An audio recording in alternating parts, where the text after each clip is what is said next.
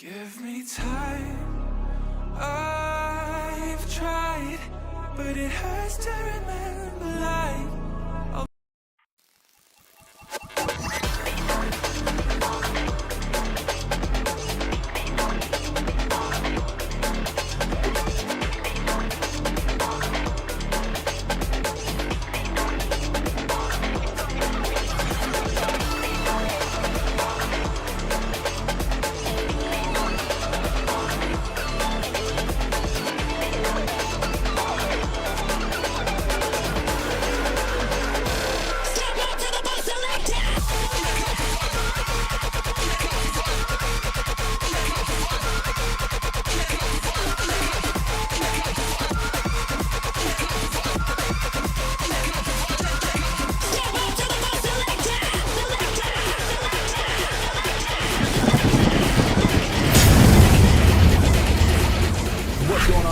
Welcome to the dumpster fire that is my channel. I'm your host, DJ Soundstorm. Hope you're having an awesome Sunday.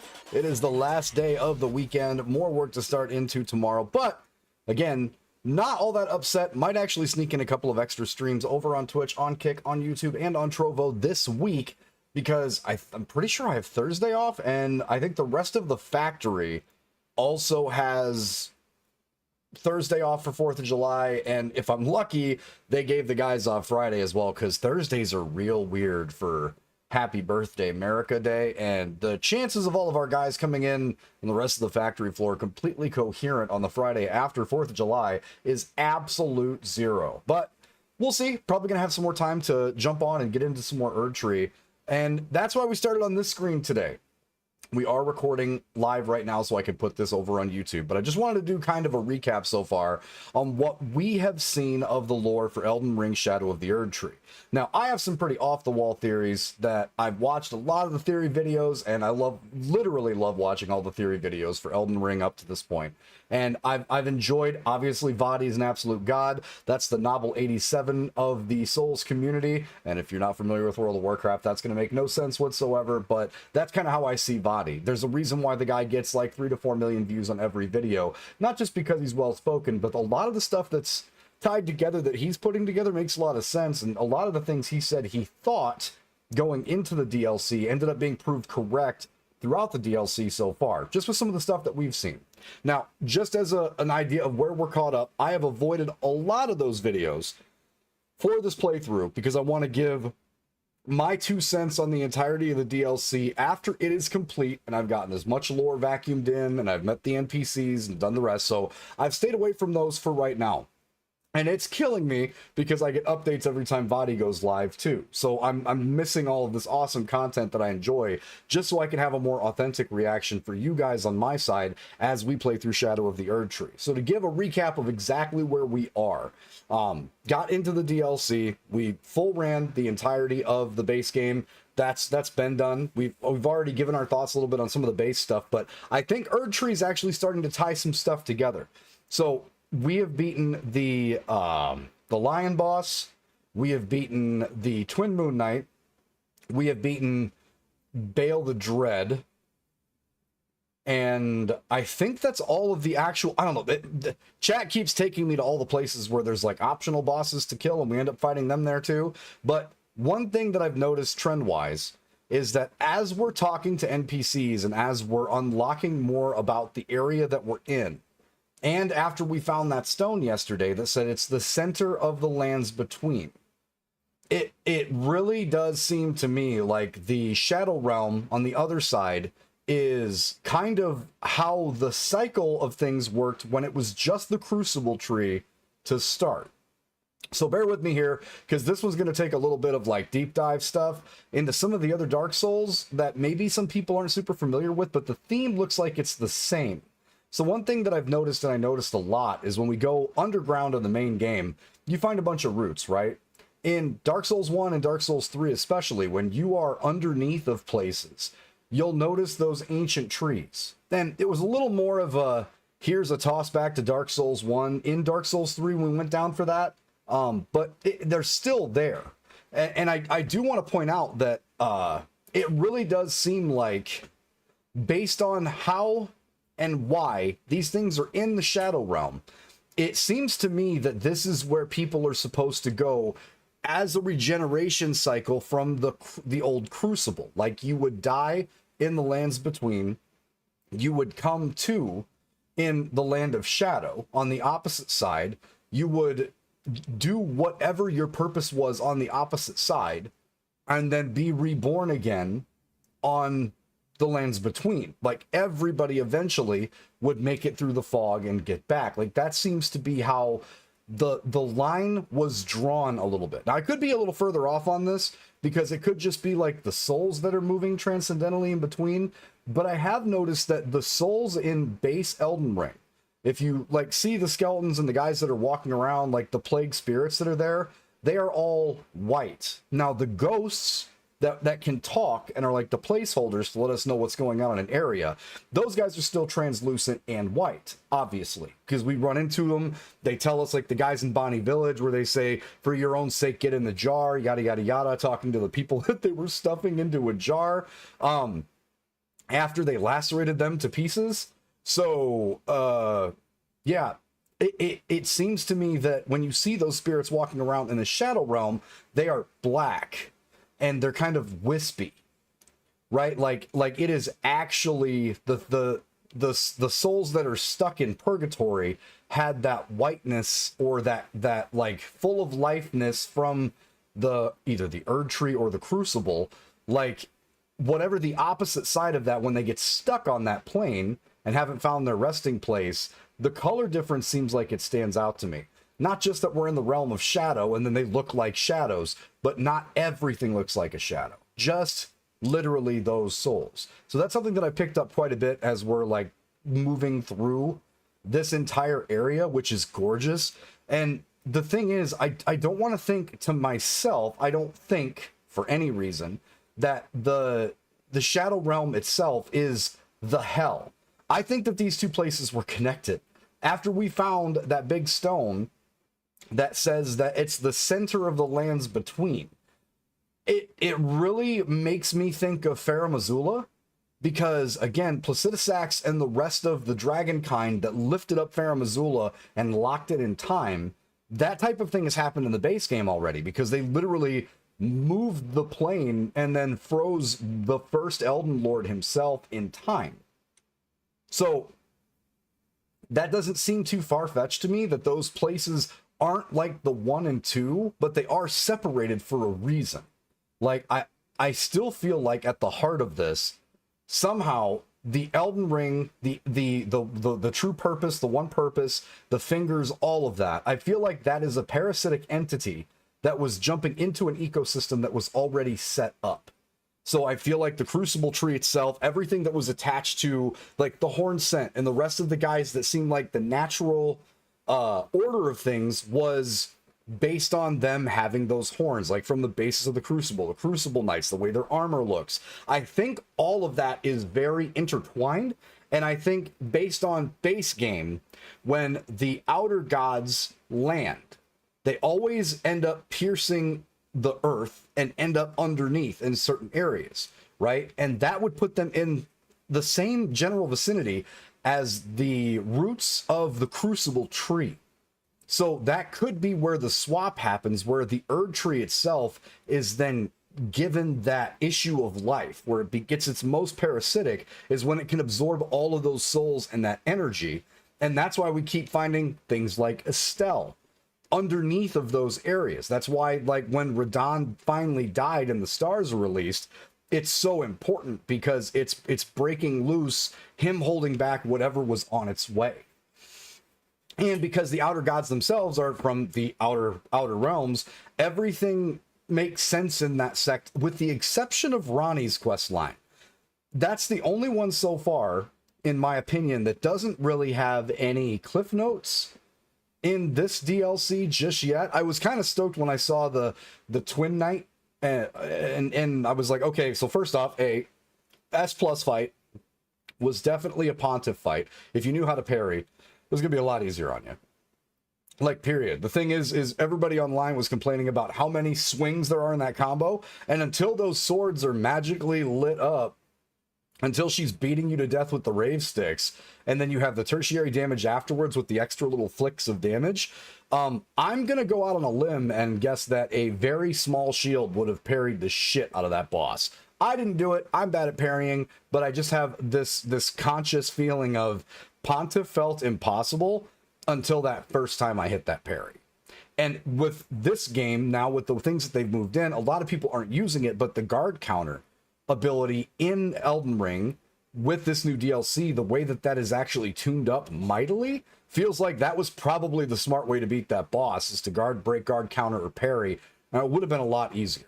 We will be doing a tier list of the bosses with our build specifically, and yes, we've been summoning because, oh my god, this DLC is beautiful in the difficulty curve. Love that. Love that nothing is free. Senesax took me like fucking 15 tries, for God's sakes. Like, nothing is free in this DLC.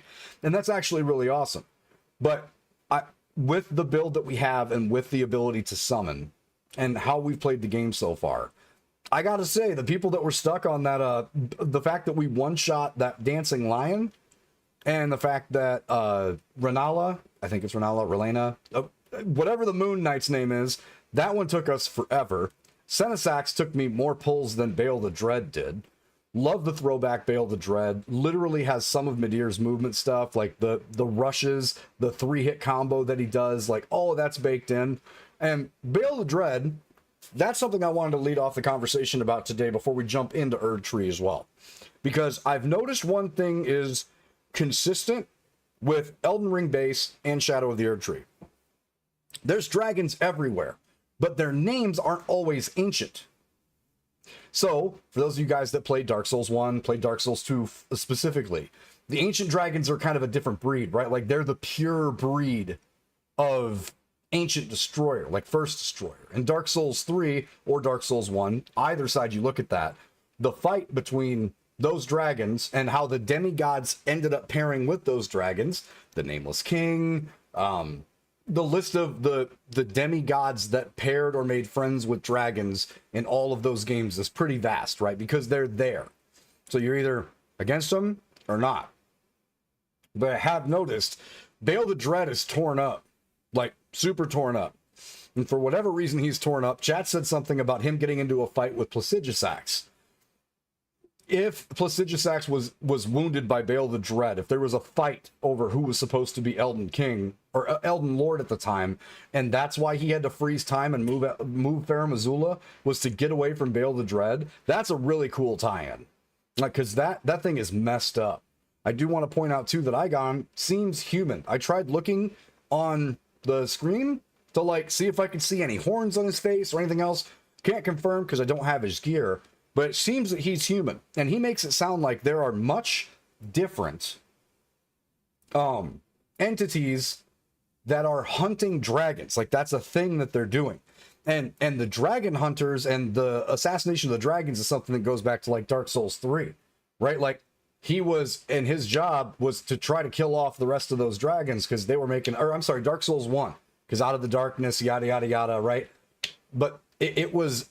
the ancient dragons were there first. In Elden Ring, they're there first as well, because Placidusax is the first Elden Lord, and that's the beginning of it. Like, he was the crucible selection of Elden Lord way back in like the primordial stew that was the beginning of this universe. And everything starts with dragons. It's like they're the first ones that are there. It's dragons and then darkness. But I have noticed like Bale's torn up bad. Again, we are fighting a majority of these bosses when they are weakened. It is over time, and the concept of time in Elden Ring is just as fucking screwed and flipped sideways as it was in Dark Souls. I think a lot, and this happened last time too when I brought this up, and there was a little bit of rotation, a good conversation on YouTube, by the way, about this, but the actual misunderstanding of time is always much more misunderstood after the veil is lifted.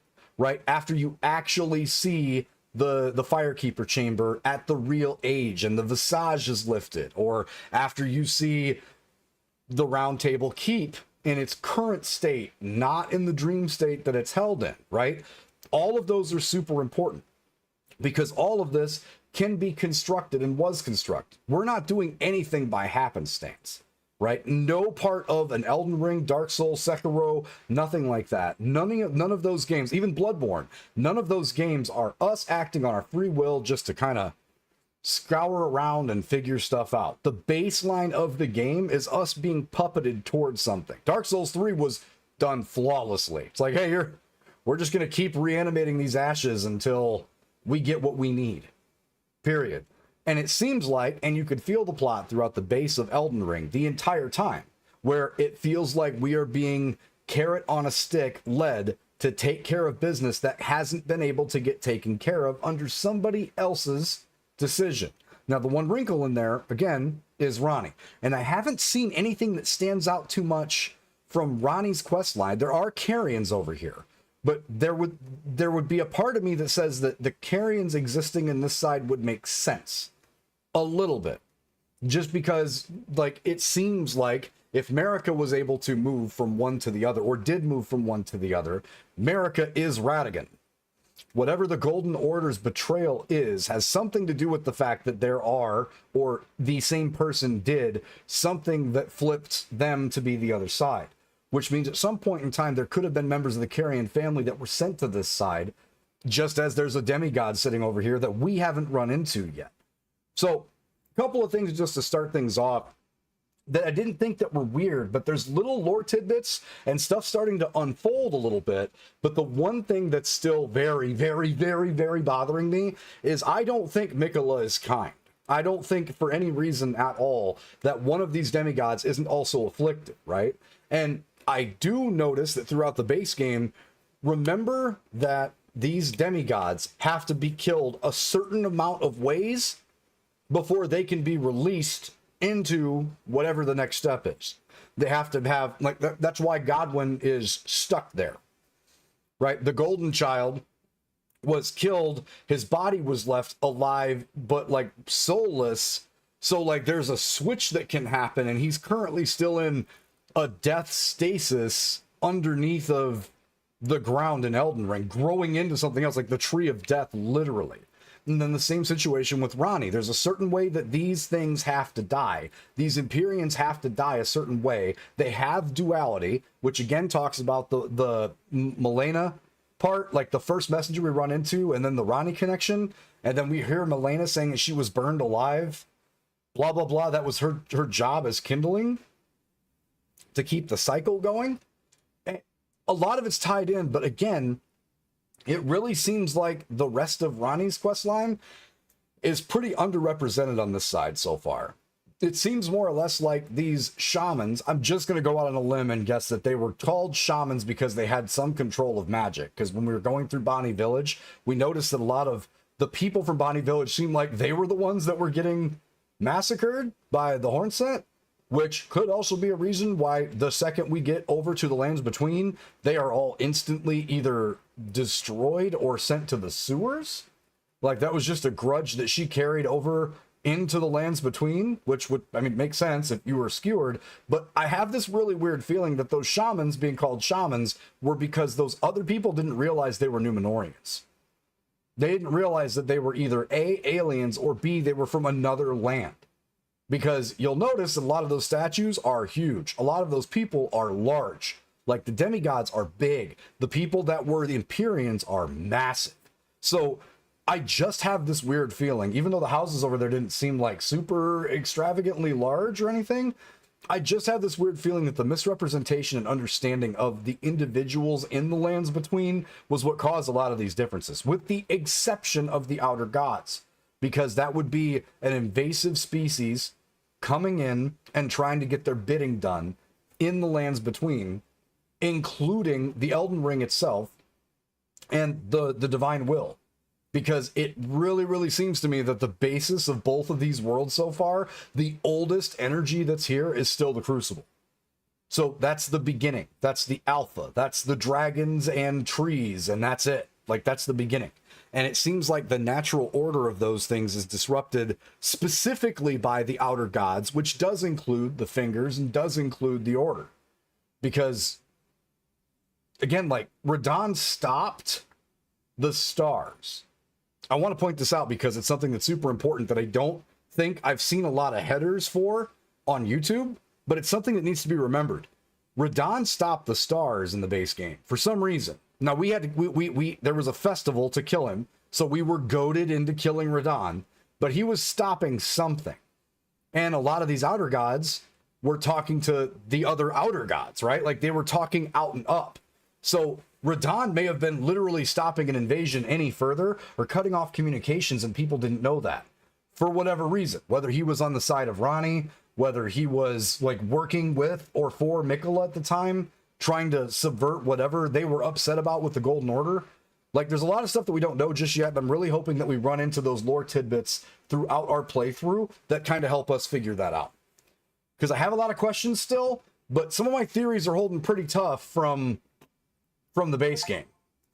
And they make a little bit of sense. It may be a little far-fetched on some of them, but again, I don't think that they organized this lore specifically to be a straight line. And I think there is a little bit of conjecture on what side you're on, if that's good or bad. And that's just how Souls is. Like, prepare to cry. There's a reason why Vadi has an entire video about that. Souls is just sad. Everybody dies. Everybody doesn't have a good time. Like, that's just how it works. But let's get off my face, jump into the game, and see if we can find some more tasty lore, and get our face kicked in by some more really tough bosses.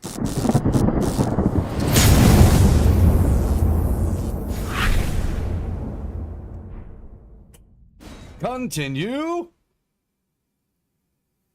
Yeah, we ain't fighting those. All right.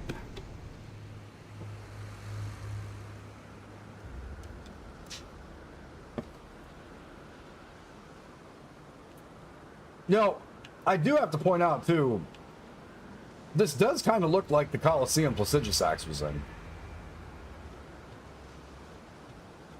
And we are on New Game Plus in the base game, so there is still a really good opportunity for me to go back and check some of that shit out. Like, maybe test some of my theories and see if I notice something different, which would be kind of cool. Just look at our mark over here. I want to go down. I want to go down and play around in here. We killed the optional boss. Let's go to Castle Front. I want to try to get down that jump down, because we found that jump down yesterday to try to get to that map segment. Because every time you get one of those, it feels like you won something in the game. Weird. Weird, I know. What up, Bags? How's your Sunday, bud? Did you get all that stuff sorted, by the way? Everything good now? Or at least chill? You alright? Hey. Bye. Kind of, sort of. Alright. Well, better than not at all, right? Okay, this is where I saw those jumpy rocks. Yes! This is where I saw jumpy rocks.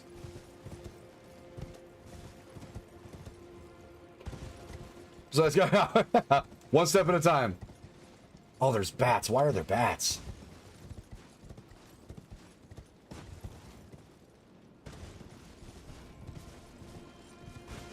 It's not here. It's over again.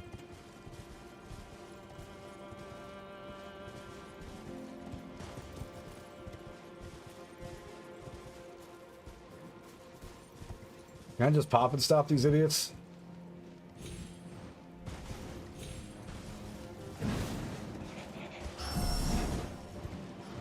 I would prefer you guys not screech at me. That'd be sick with it.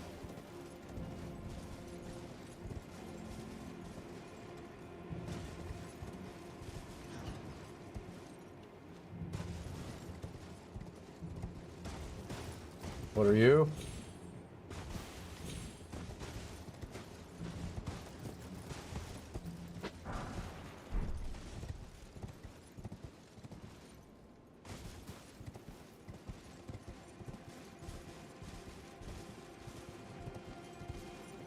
Jesus, that's a lot of bats. There's Big Flower.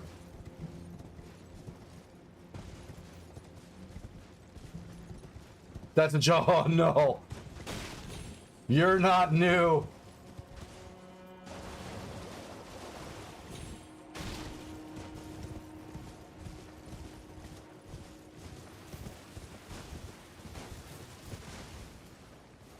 Oh, that's a new look for those.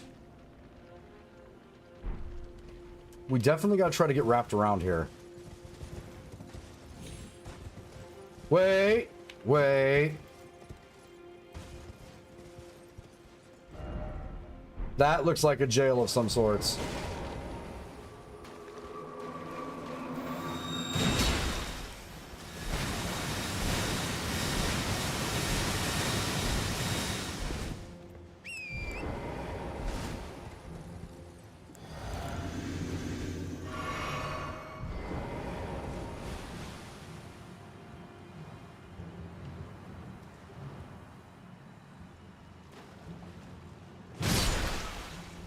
Enormous hefty roll bags.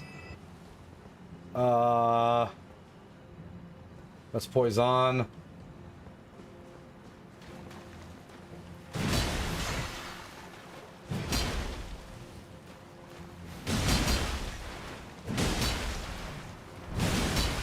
Not a fan. Not a fan. Oh.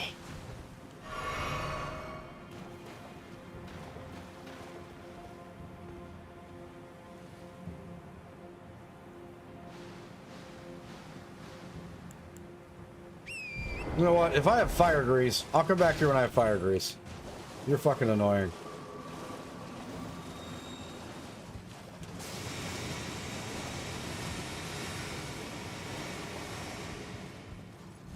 That thing was not happy. Deep purple lily. Oh, that scared the shit out of me. Why? Why?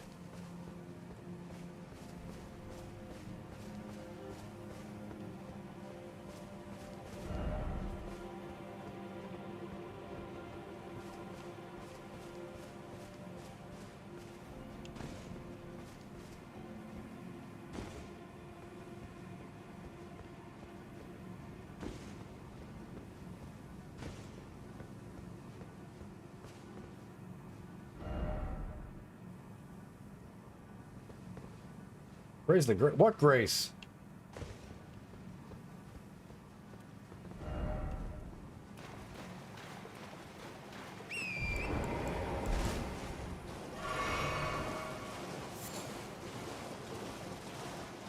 Okay, there is a grace.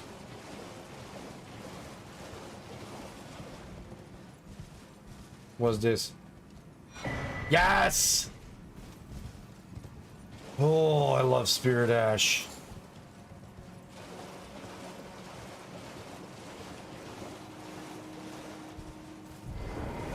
Do I have the enormous heavy roll because I... Oh, it's just because I updated fucking literally everything. Let's take down the lightning and let's just add our...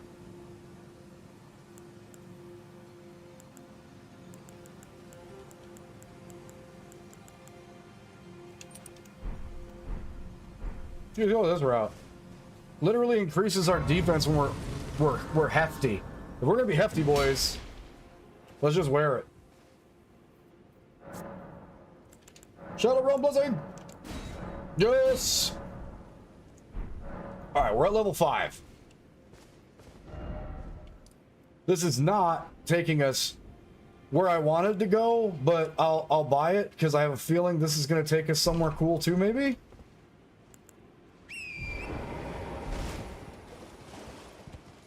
Like, I'll buy that for $1. Oh, this looks like where a dragon would just whoop in and say hello.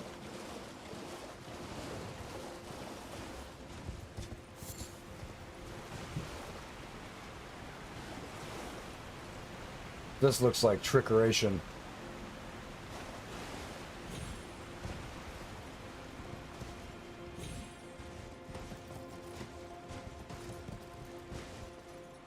Speaking of dragon, you still have the other side of the Jagged Peak unexplored? Do I seriously? There's another side? I itch so bad. I might rip off my... No! Oh!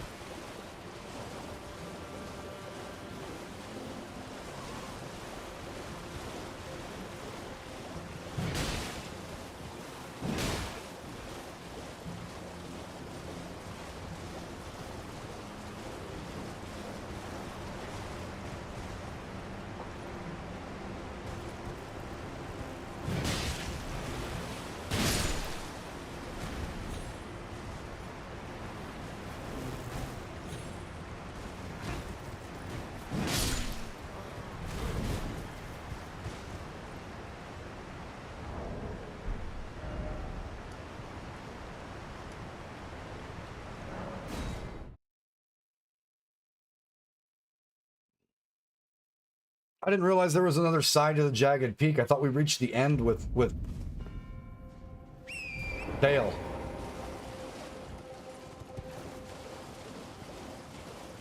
There's always so many dragons. Why?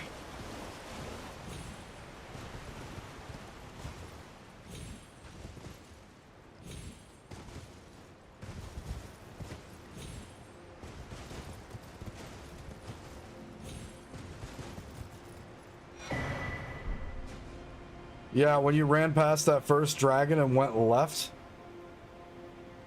Ran past the first dragon and went left.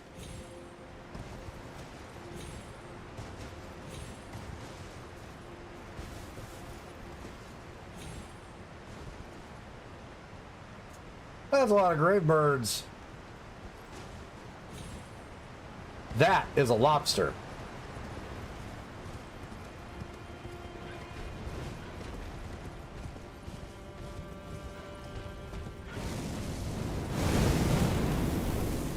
Woohoo!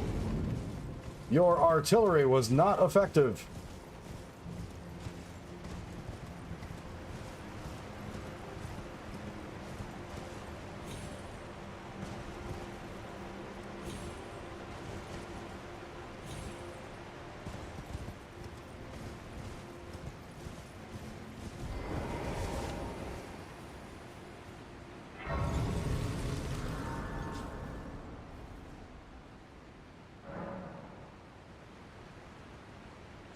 River downstream, okay. What's this ghost say?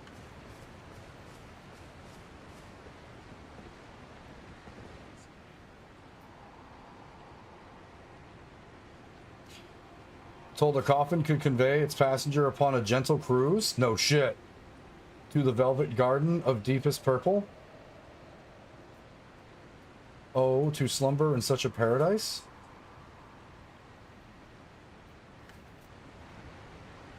Are we taking another coffin ride?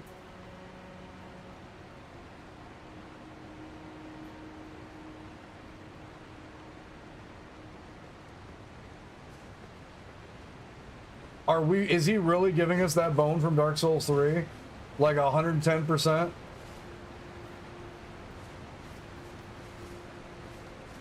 Are we doing this? Where's the coffin?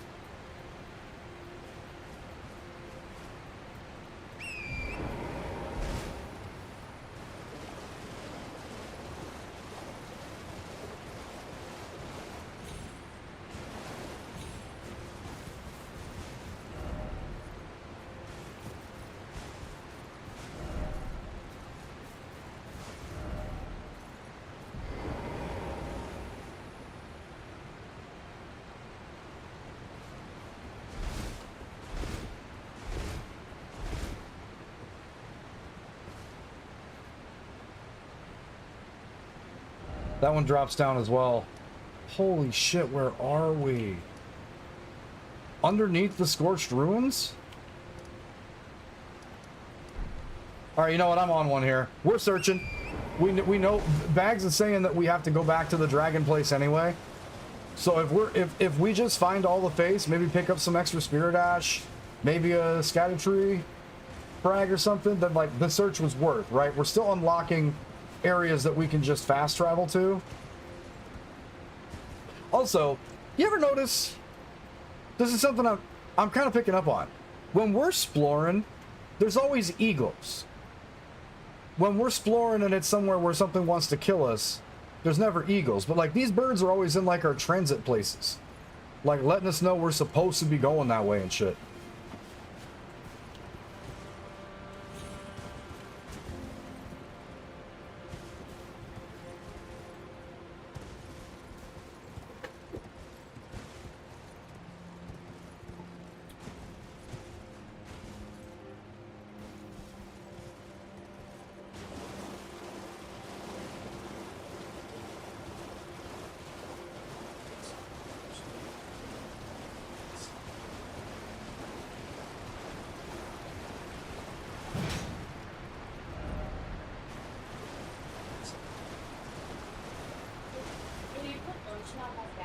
Yeah.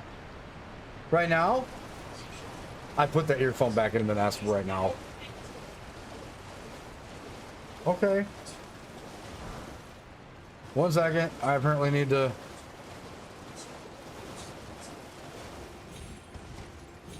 do stuffs. I love that they keep saying whenever we see these tombstones that it's where Kind Mikola did something, and I was like, well, I don't know what planet you're from, but if this motherfucker's making tombstones, it was not done nicely. That is not, in fact, how you make friends. By making them dead. Alright, 1 second. Ugh.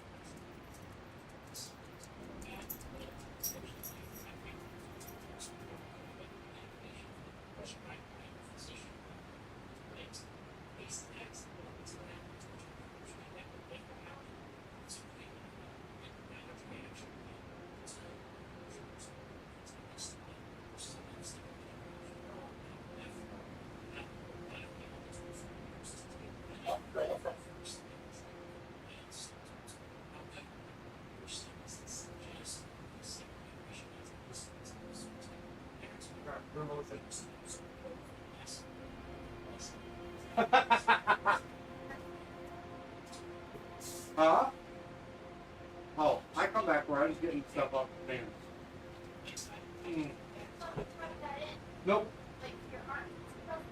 Nope. I don't do that. Come on. Come on. Come on.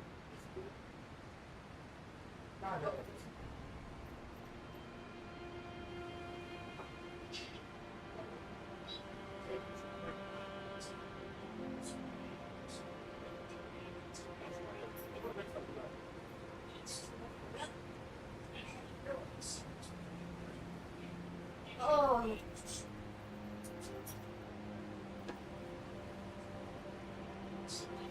After what?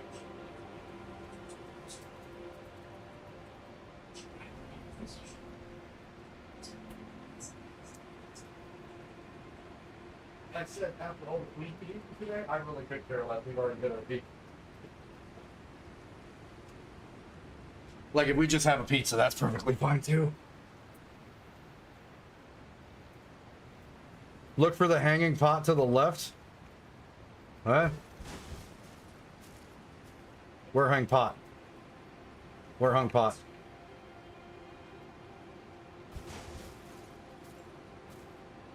Mistakes were Huh? Was back by the waterfall. Did you just randomly find this shit?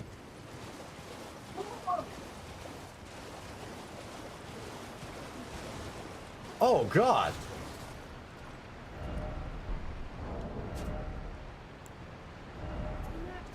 Earbuds in?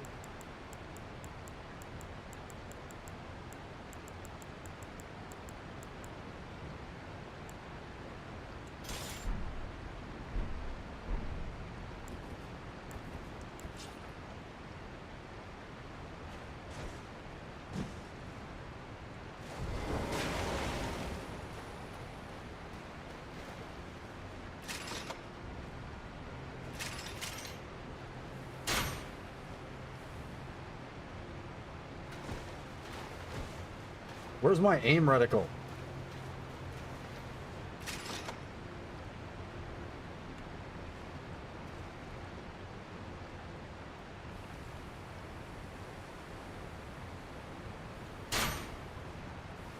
Holy shit, we're way off. Can we tag it?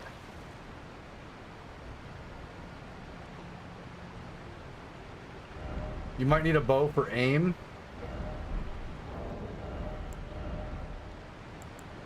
Didn't Luke work?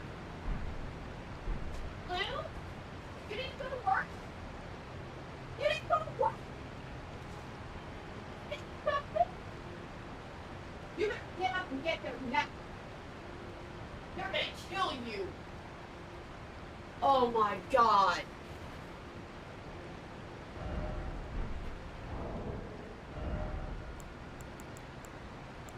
I cannot believe this kid.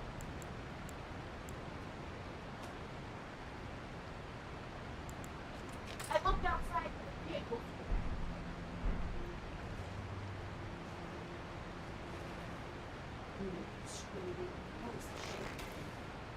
Wow.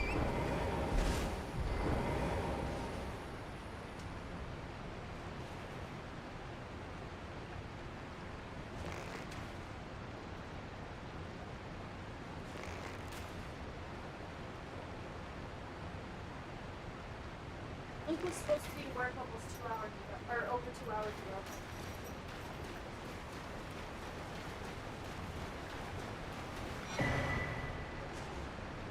Oh, ball bearing, nice.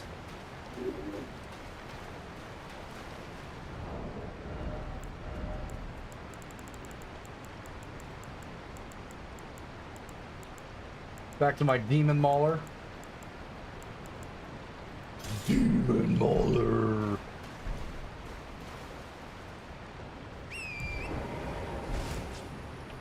Yeah. All right, where are we?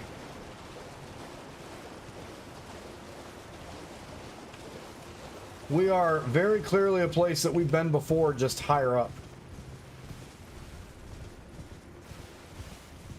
It appears.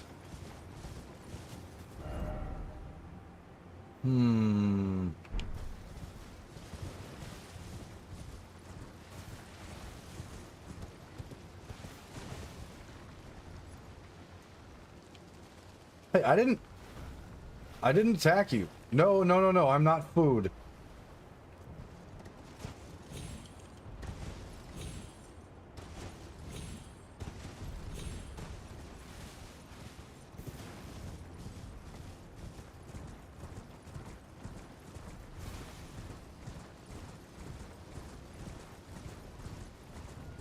That's a big deers.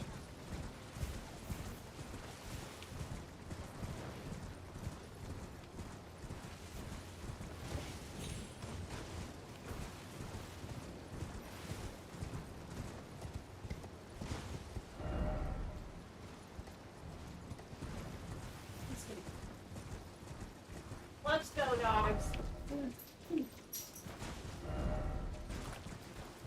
First off, think carefully.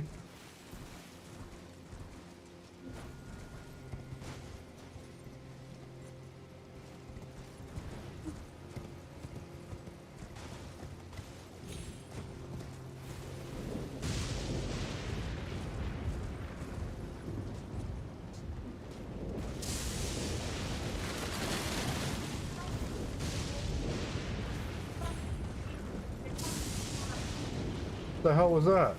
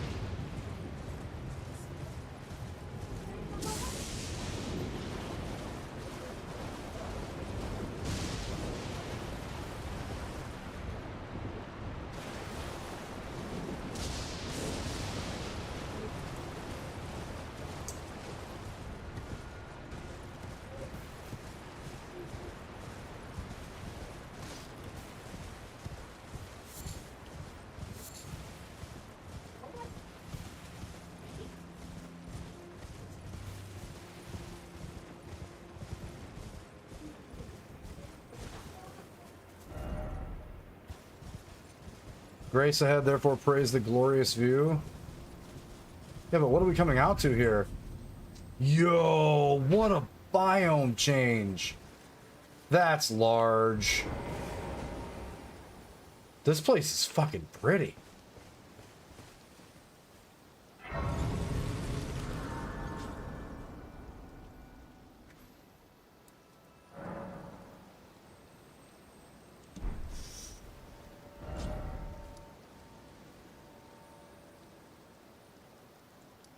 Okay, now we gotta find a map option out here. Yo, this is gorgeous. Yo, dude. See, this is what I'm talking about. These guys are all like actual shades.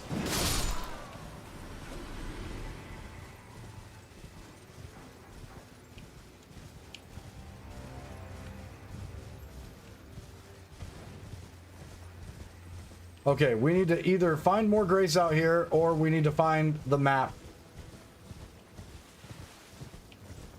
I would imagine a biome this pretty probably has a jail too.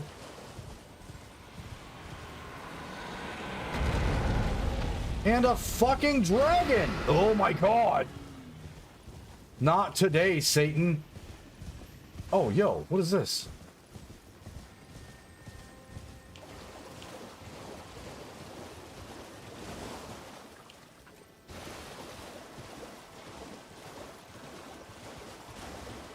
Yo, this gives me Dark Souls 1's vibes. Stop following me, Swan.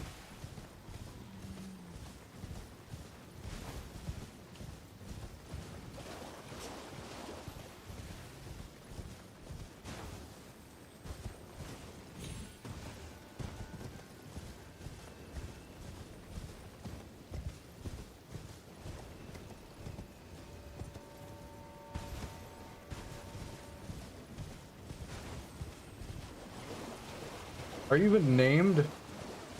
No, you're not even named. Get out of here, you're just annoying.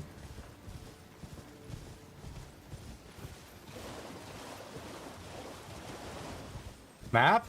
Oh, map. Map. Oh my god, dude. I worked my core so hard today. Coughing hurts. Map of the Southern Shore!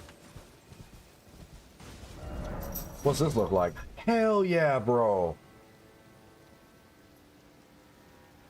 Alright, we're opening stuff up. Look at this. Look at this. Look at this. We're opening stuff up. That's what we wanted. That right there. That's what we wanted.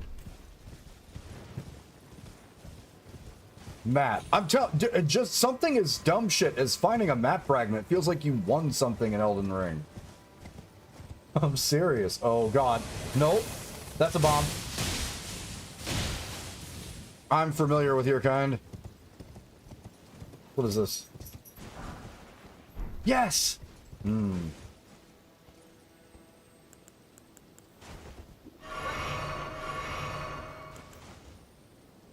Now, these guys were underground in base game. Now they're not.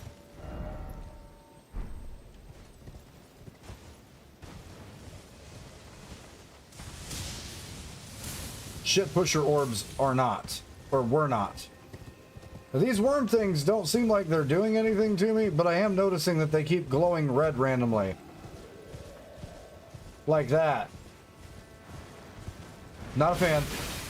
Not a fan. Oh my god, you're throwing jars? There are people in that. Or, I think.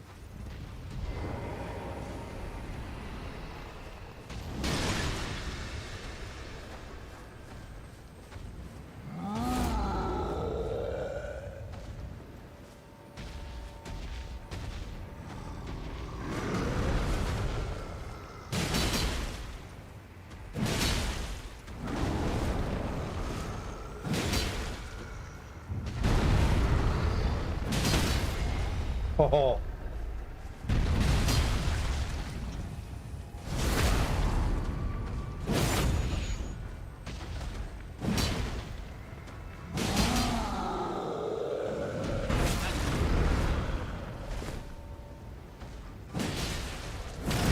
Ow. Oh, epic fat roll fail.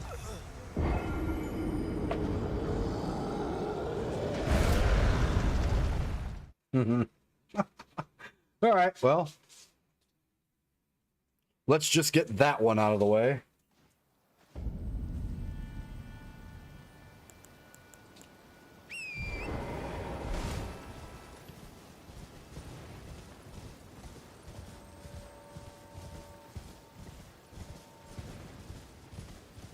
Didn't notice that before, but we are now.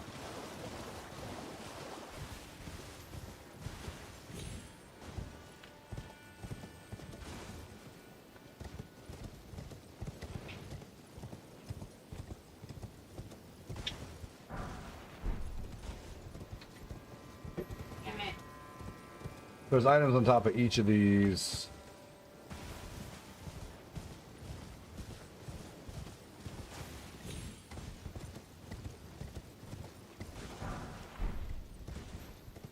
Are these like mausoleums or something?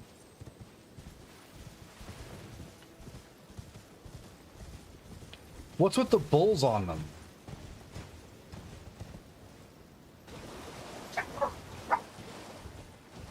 They might be mausoleums.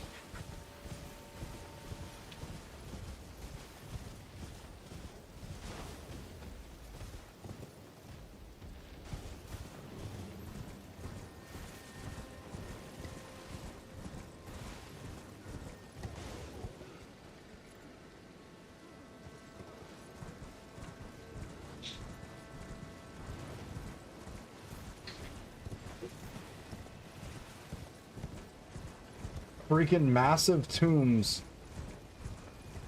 Maybe? Those big worm things haven't attacked me this entire playthrough, and then out of nowhere, as soon as I get close to that dude, they start firing off. So there's clearly something back there. But now I clearly want to go check out that mausoleum off to the right as well. What is that? Why is that color different?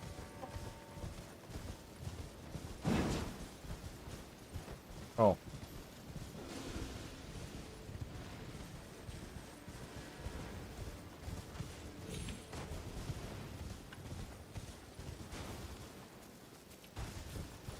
Did not see the Cross of Mikola and the Grace over here. Yes! Nectar Burgeon. Also, more eagles. Do you want to point that out? We've talked about the eagles. I believe those are our friends.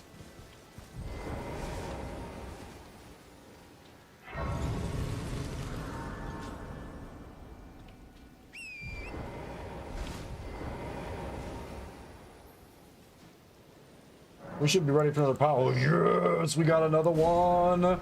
That's another one. All right, what did Mikola leave over here? My doubt and vacillation.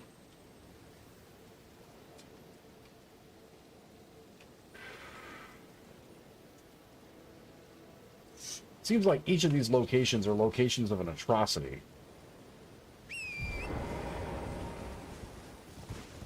Because it seems to me... Doubt and indecision.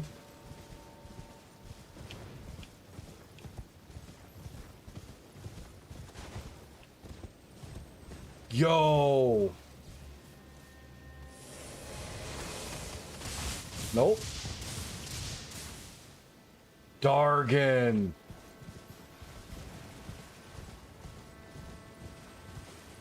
For in real life English. Appreciate you. Something up there too.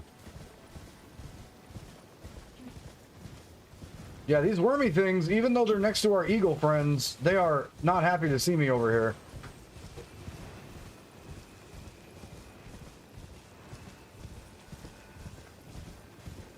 Like, those are warning. They're like, hey, we're gonna face punch you, see? No. Hey man, look, you got the best of me. I just want to pick up my runes, I'll be on my way. How about that?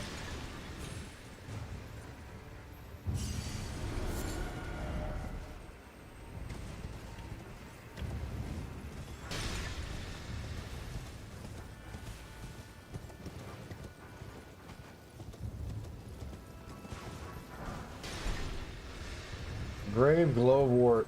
Why is he throwing sleep grenades at me?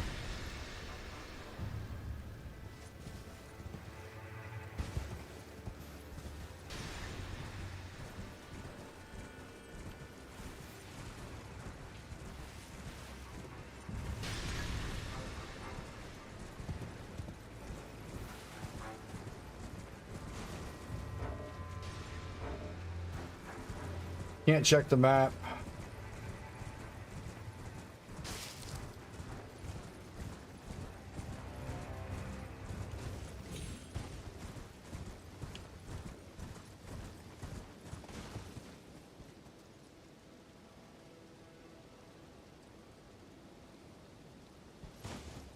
Oh, because of the Saint Trina, right?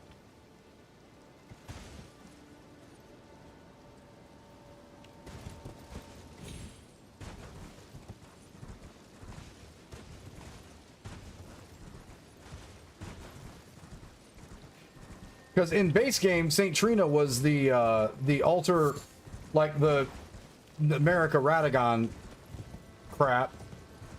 Saint Trina was the second half of Mikola.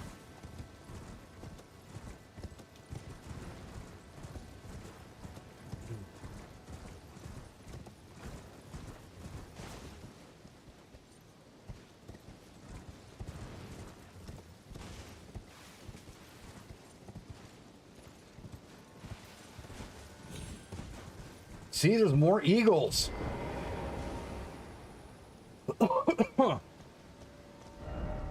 Why is it always sorcery? Well done. Saint Trina's Disciples Cookbook. Okay. See, but it's always eagles. And we were just down there.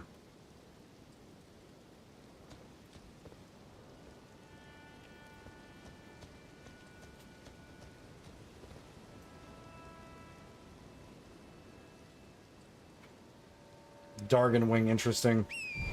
So this little hole right here looks like something mainland crashed into. You're random. All three of you are random.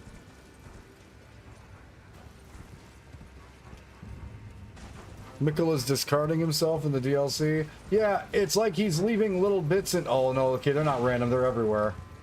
They're all over the spot. He's giving up pieces of himself for godhood because they have to piece themselves together before, piece themselves apart before they can truly die.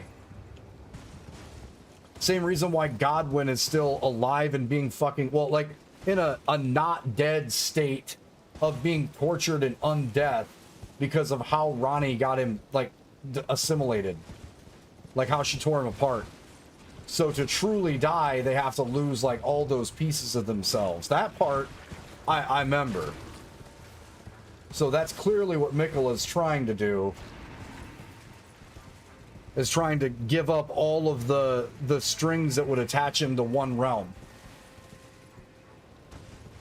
Which would land him here. Because that means his physical body died in the DLC. That's why he's in the coffin. Or in the... not the coffin. That's why he's in the chrysalis or whatever.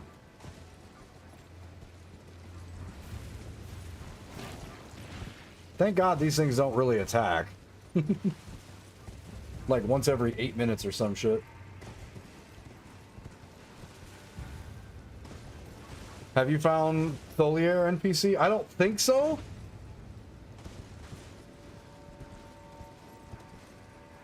Why are there 70 billion fucking blobs? Oh god, oh god, oh man, oh god. Is that literally a boss wall?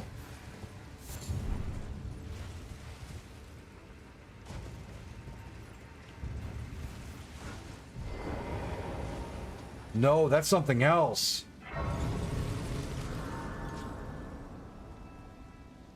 What's the site called? The Fissure.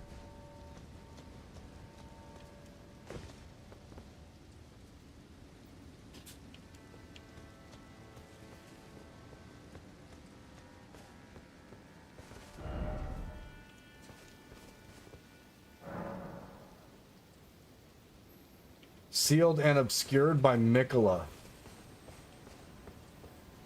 Okay.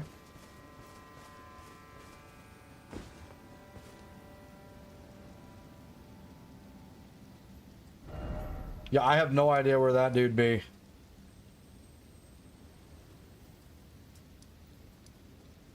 At least we unlocked this part. See, that's just a win. Like, everything in this game is so hard to come by success-wise. Even when you open up parts of the map, you're like, yeah, all right, we did it.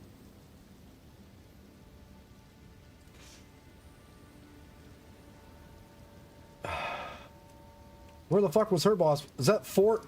Is that over here? It wasn't Fort Reprimand. That's Horn Scent. Was she in Castle Ennis? Is that where she was? Where was her boss fight at? There's Needle Knight Lita. There's the ruins, the Bonnie Village, Fort Reprimand. Castle Front and go southeast. So, Shmya? I've already been down here, I think. But he's over here somewhere?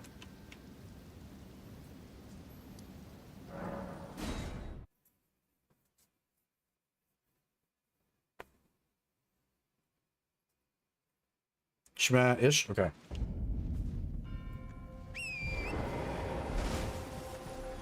Because this is how we found the get downstairs.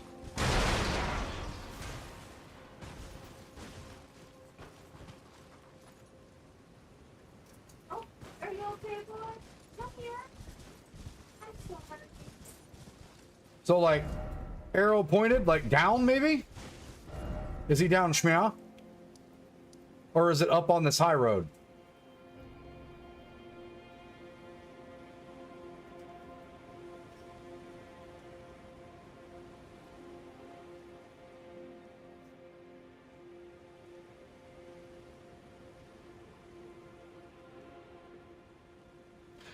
Well, I know what's in this direction because I've already found the pillar path waypoint. Damn it. I appreciate it. See what he's doing? Lead the streamer. Don't tell him the pain he's about to be in. The best way to do Elden Ring stuff. Ah! I'm just gonna leave all of you wounded. Dumb. Why is this happening? There's stuff chasing me. What the fuck are they fighting?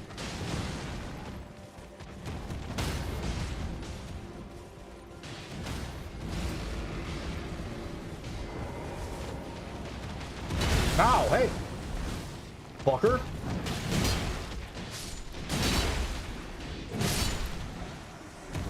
I had enough of you.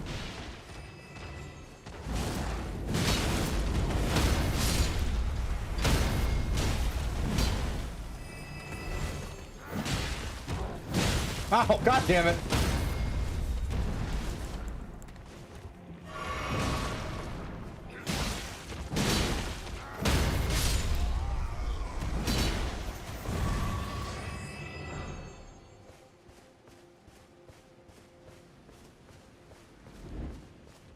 Yo, lots of dead knights down here.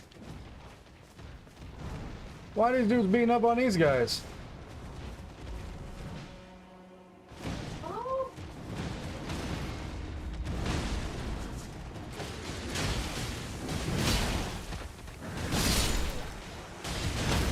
2 for Juan.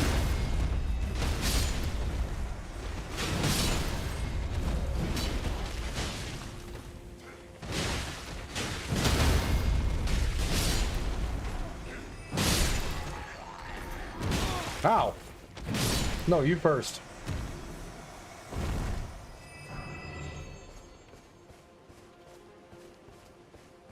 Why are y'all fighting down here?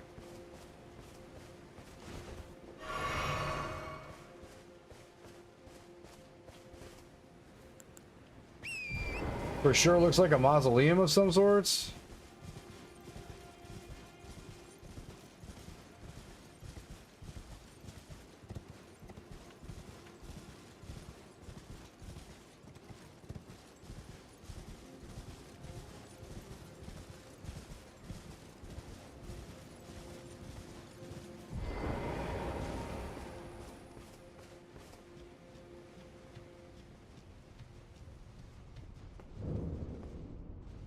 Ruined Forge lava intake? That's a lot of burn up weapons. You know, I'm just going to point this out. It is extremely easy to find, like, side questing areas in Shadow of the Erdtree. I've only fought 2 Remembrance bosses. I've fought a lot of everything else. Like, a lot.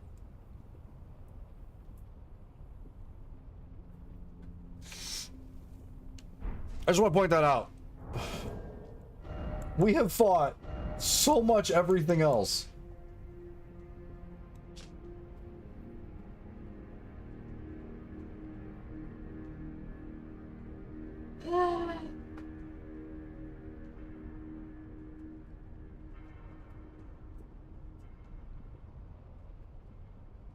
I want to use that so bad, dude. Feels so good. I want to use that so bad. You feel better? Yeah. My hair doesn't feel like it's gonna crawl off. That was horrible. 8 days. Oh, damn it. Wait, do I have any other big runes, maybe? I have 41 smithing stone 4s. Deep purple lily. We picked this up, too. When we hit these graces, we're going to start going through some of the new items that I picked up so we can dive deep into the lore shit for this. Deep purple water lily that is on the verge of wilting. Material used for crafting items. Grows in the blue flower field at the coast. Like a syrupy poison, its nectar lulls the... Okay, so this thing puts you to sleep. Alright. Use selected number. Yes. Give me the 30,000? Jesus.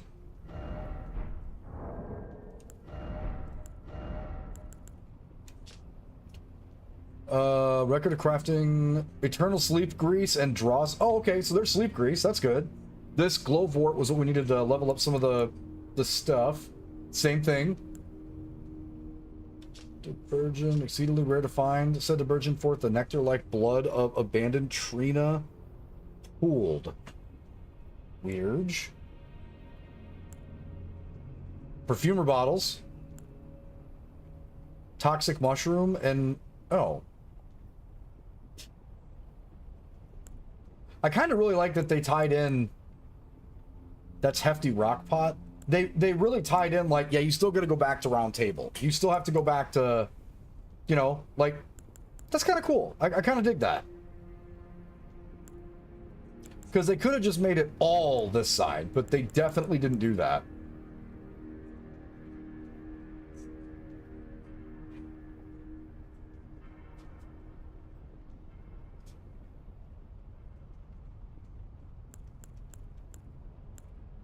We don't have any other big boy runes, do we?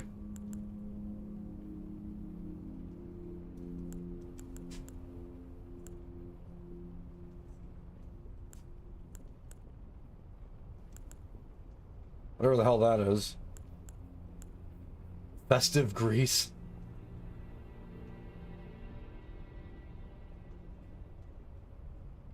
Coats the armament, impairing a festive incantation that grants the wielder a scant few runes on landing attacks.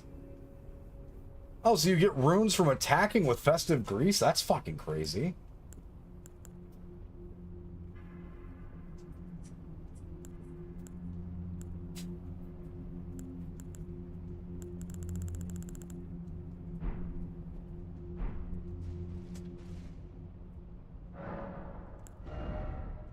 Still not quite enough. We still got a couple of points to put into faith. No boss ahead, therefore good luck. BS.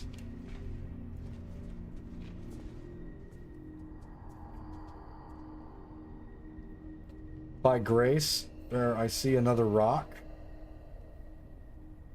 I shall find it. Oh, this I have no doubt. The altar of the forge cannot be far.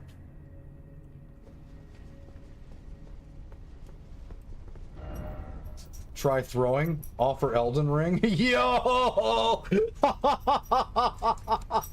Hold up. Hold up.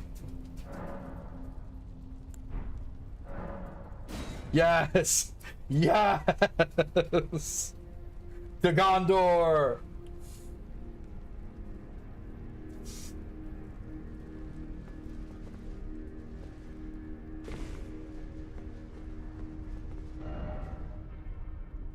Hit them where they're weakest.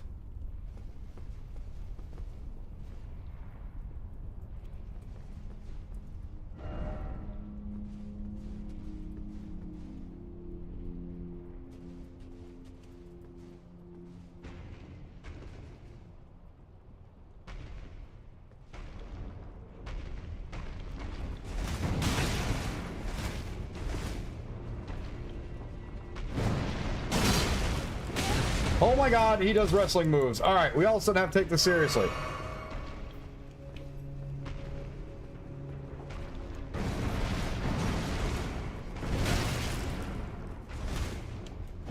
Ow, okay. He's gonna protect his hindside.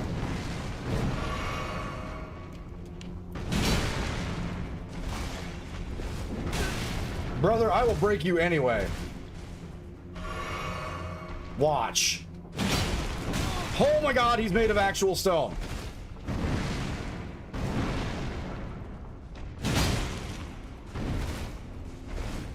Oh god.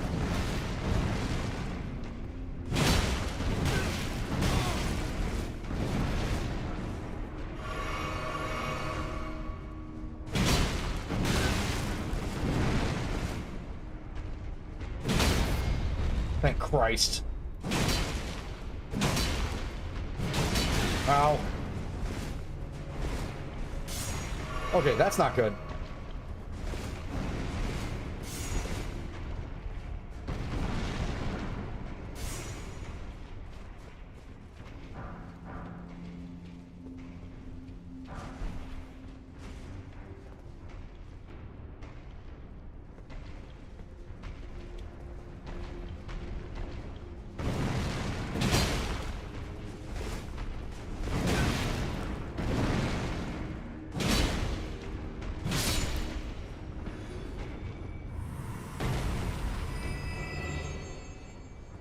Dickhead.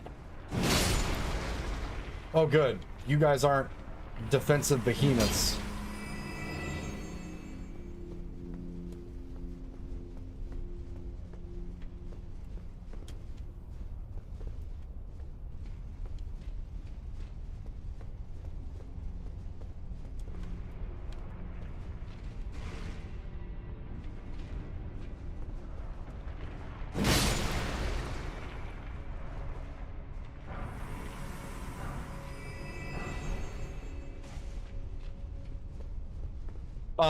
So there's a quadrillion crafting items down here?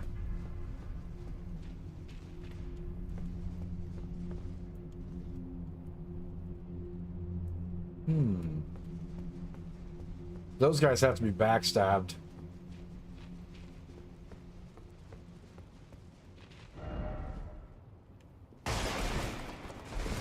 Didn't expect message, therefore behold message. Why though? More why than anything.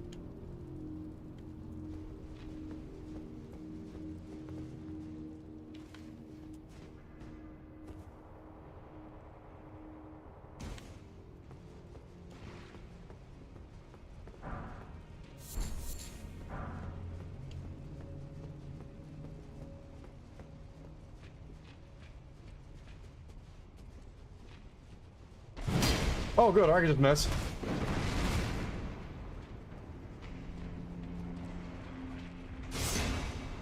Oh.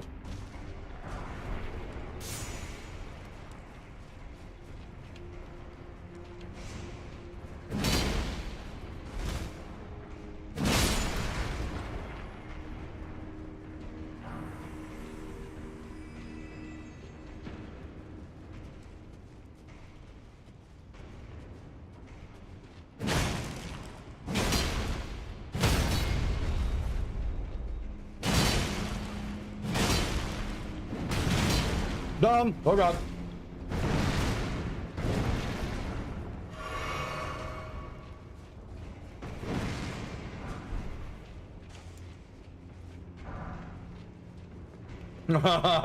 Oh boy.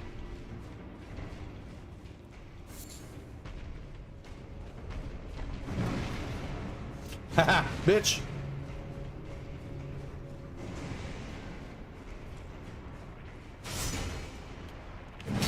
Or I could jump right over it, because why not?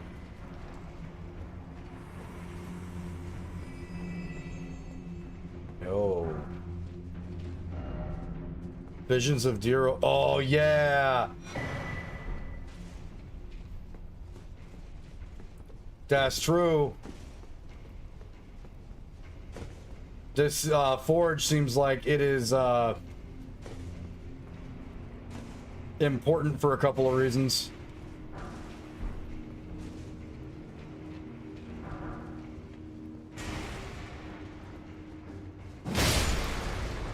Like an Andre level important.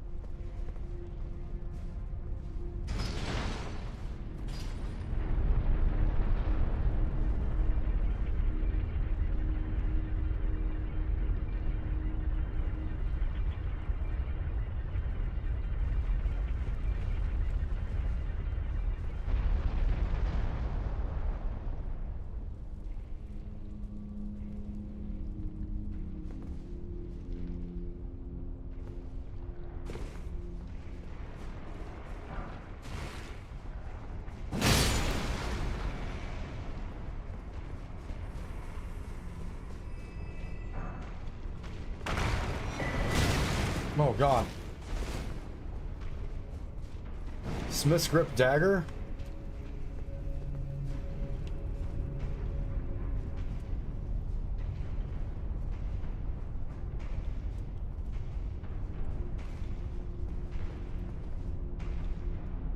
The fuck is going on here?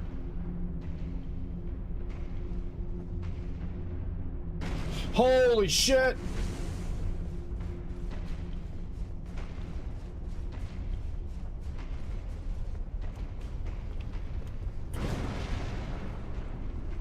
Is this fucking real? No shot that thing can crawl a ladder, right?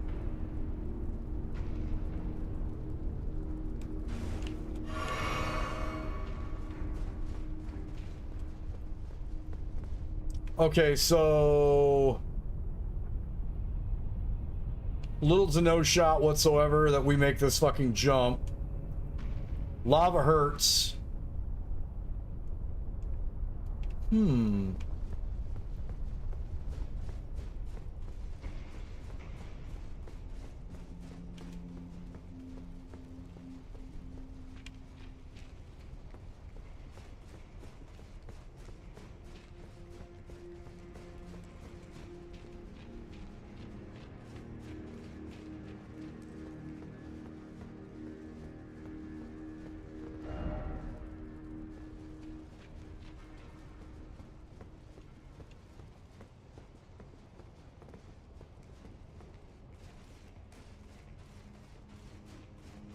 This seems like one of those situations where there's probably a better jump off point somewhere.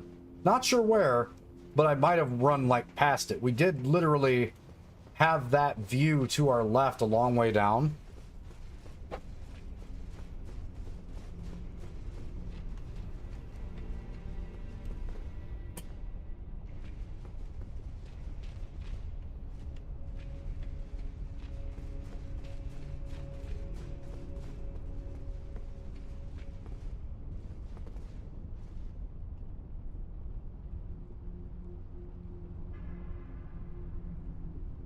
Shit. Do we actually have to do that jump?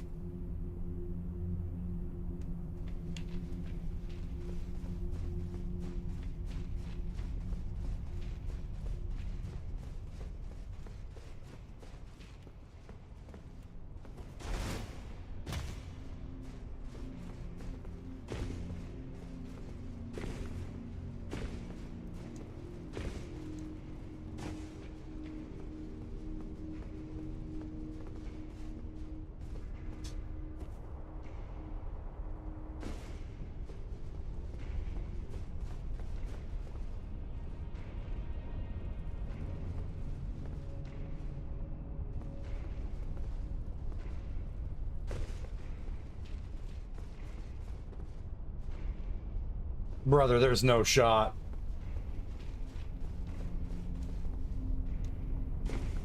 Or maybe there is.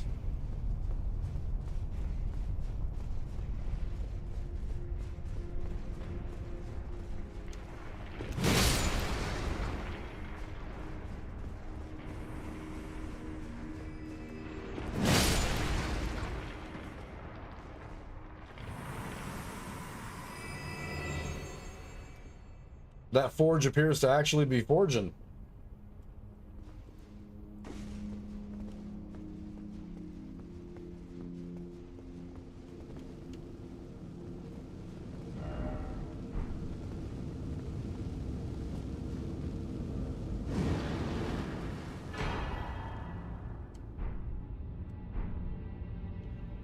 Anvil hammer, huh?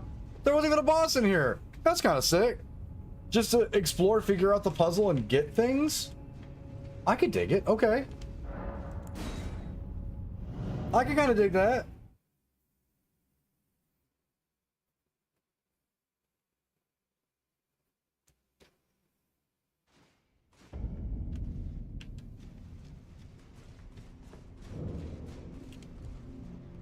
That and the ancient somber stone things. We have enough yet? Jesus!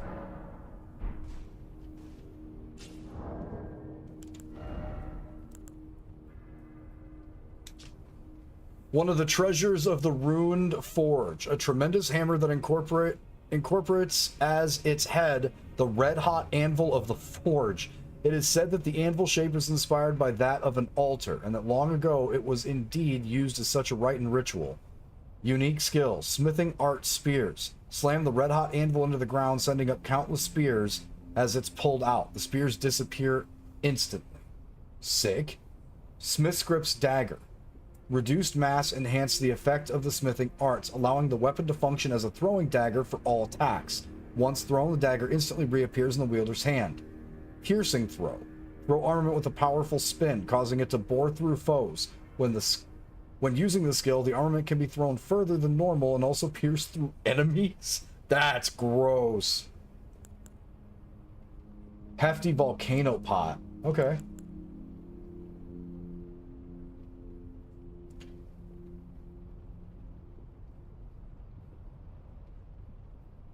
From the Ancient Dragon Lord is Placidus Axe. Strengthens armaments to plus 25. The Ancient Dragon Lord's seat is said to lie beyond time.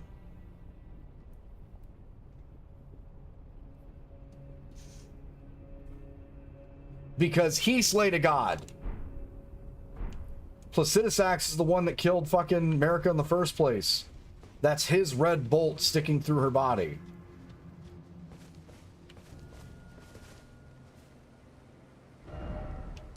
Okay, so we've located this area.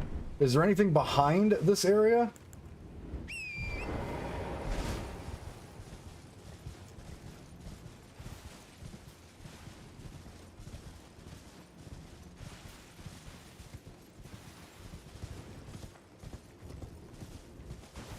Negative, but there was definitely a way to get down here.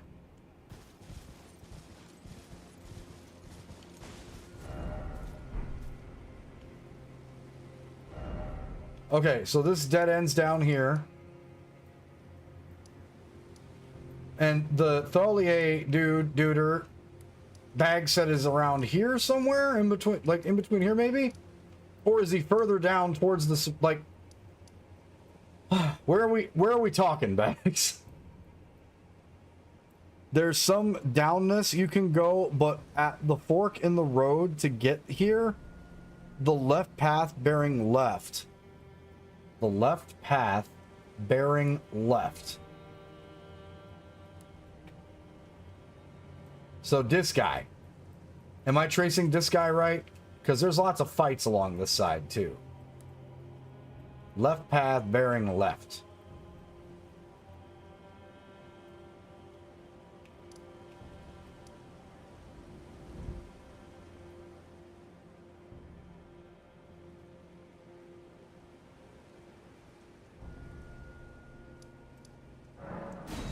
Back to Castle Front. Okay. Because I know staying left took us by all those encampments last time. And I don't know that we got to the end of the encampments, because there might have been something else.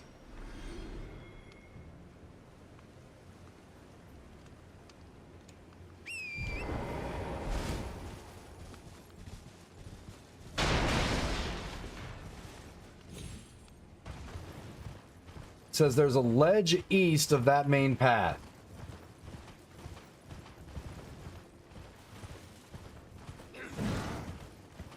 There's all these duders. Those ledges jumping down, we just figured out. We went underneath for that. Right, like this is where I marked, and we went downstairs already. So he must not be talking about that one.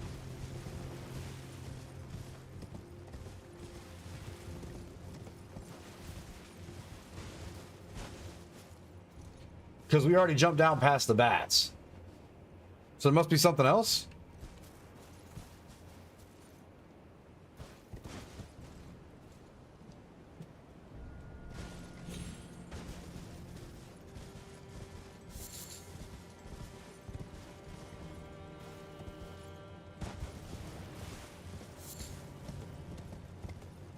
Oh, more Grace. Oh, shit. Yeah, he wasn't playing.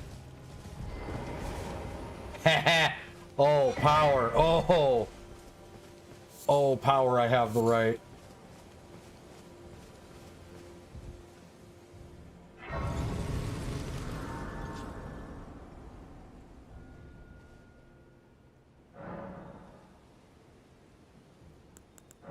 One more to get to 7. Big, big, awesome. I abandoned here a part of the flesh of my body. Who the fuck are you? Hello there. Are you the Tarnished? You have a mask of St. Trina on. You, another Tarnished, guided here by Mikola the Kind. My name is Teolia. I too am Tarnished, and here on kindly Mikola's account. So, well, here's to new beginnings, I suppose. That's not all your context. I'm sorry. But, well, I'm not much good at anything is all. I'm as weak as a kitten and thick as 2 planks. I've always been this way, since the very day I was born. I'm afraid the only thing I'm proficient in is poison. Sorry.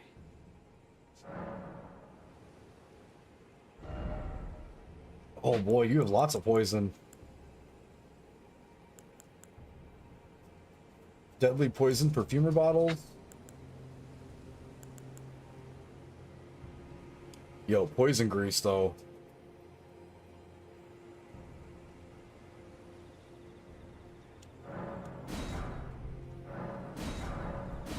Can't hurt to have some of that on hand.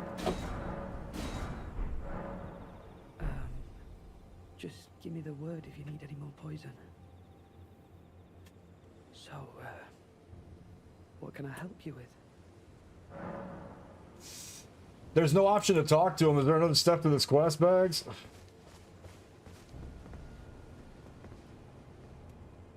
Yeah, we already ran down that route.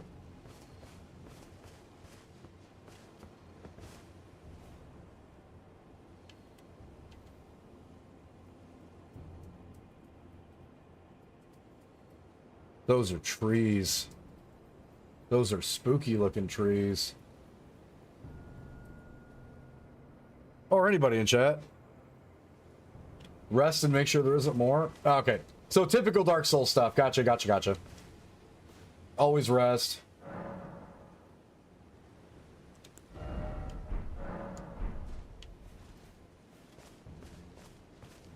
So, what can I help you with?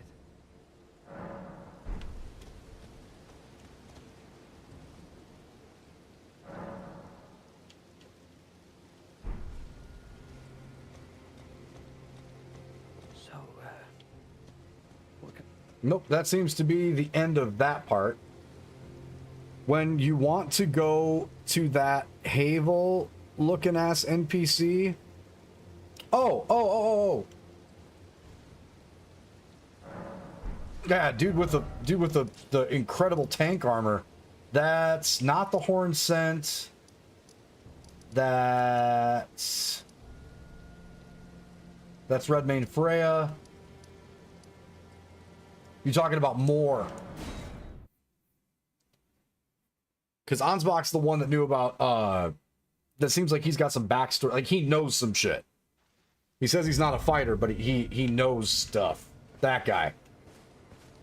Welcome. Oh, I know. Give this to Tiolier. He asked me to find it. I finally found it. Righteous Tarnished. What brings you here? Well, I am much obliged. To think there was a cross left in such a faraway place, and the deep purple water lilies would be blooming there. This can only mean kindly Mikola has divested himself even of that. His adoring other self, his blossom of slumber. Righteous Tarnished. What brings you here? Righteous Tarnished. Oh, it doesn't even give us. What brings you here? Doesn't even give us the other option. Okay. So, if the lilies were there, that means that he absolved himself of his alternate persona or his other being. So he just left Trina completely. Which again, that breaks down the actual, like, the way that the Empyreans have to die, right? Because Ronnie said the same thing. They can die, have their soul removed, and then also have their fingers slashed with the curse of blood or whatever, or with the curse of death.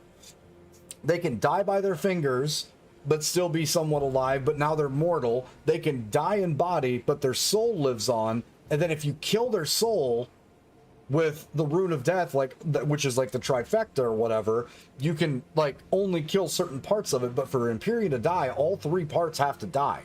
And in this case, like, some of these guys have, like, dueling personas. Since Saint Trina is the other persona, or the other, like, twin, it's kind of starting to sound like all these Empyreans are actually twins. Like, all of them are born twins.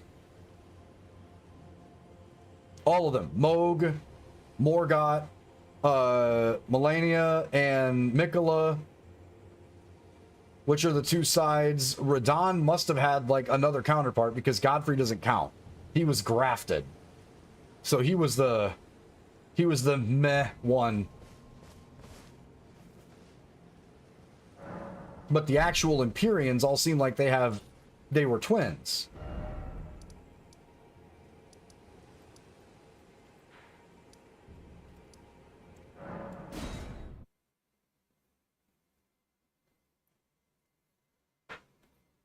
That's their duality.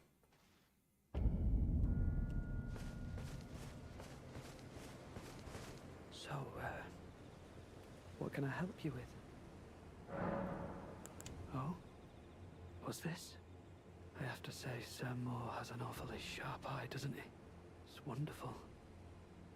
This ebony, as lustrous as the night sky unending. I don't think I could ever thank him enough, but I'll have to think of something.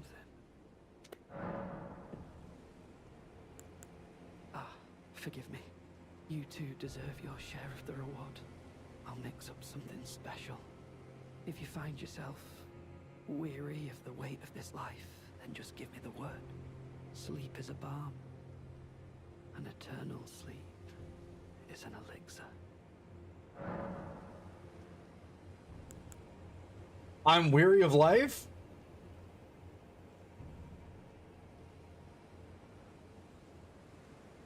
Oh, yeah, you're right. So maybe because... So that would mean that those are the only children then, right? That would mean that Snake Man, Radon, and Ronnie were all three, like, only children. But it seems like everybody else from the... it seems like everybody else from America all seemed like twins for some reason. Like, the disparity is in twos. But the second they started mixing it up with carrions and other shit, it seems like they were individual.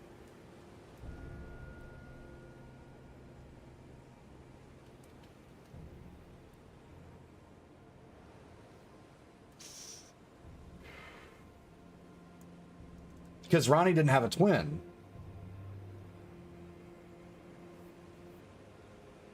Do we just, I'm weary of life? Like, Is that so? Then take this. This concoction can coax even the oldest of dragons to sleep. For you, it will grant the sweetest slumber for all eternity.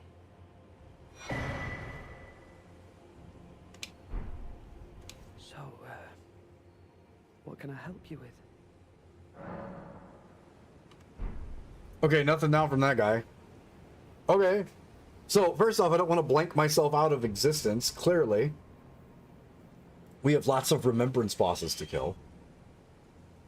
Let's rest and then see if there's any more context. Like, maybe he says he's going to go on a journey to try to find Saint Trina?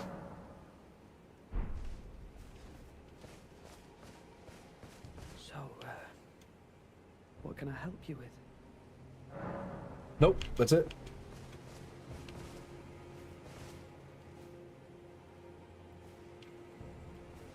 I love that we're finding stuff without any prompts, and then we just kind of need to, like... What's that dude doing? Like, figure out how to tie the story together, which is awesome, actually. Because, like, the NPC stuff is super confusing. There's no direct line in-game. It's the one downside to the Elden Ring way of telling a story, especially with the NPCs, is you're never 100% sure unless you happen to run into them and backtracked, or like in this situation, we were kind of guided a little bit there to start part of a quest line kind of thing. Next step isn't available until the breaking of something, which happens on the approach to the Shadow Keep. Okay, so further down, but we have the quest at least caught up to this point, which is great. Give me just 1 second. I'm going to use the bathroom and turn on the oven. I have a very special bacon cheeseburger pizza that I'm going to dive my face into tonight. We had a huge birthday party today for our head of maintenance at work, and there was, I'm not shitting you, because I made my buffalo chicken dip, but there was brats, hot dogs, brisket, like, oh, there was sweet stuff, there was like snacky stuff, there was like everything. So we like potluck this afternoon. Came back, I took like a fucking hour and a half, 2-hour nap. Then woke up and I was like, oh, fuck, stream. Give me just a second. Gonna use the bathroom, gonna get the oven turned on, and then we'll start pressing our way through some more of the DLC. Because if that's the case, if Bags is saying that we're good for now, then we can just go back to fucking exploring, which is awesome, because it's been fun finding these new biomes. So give me just 1 second.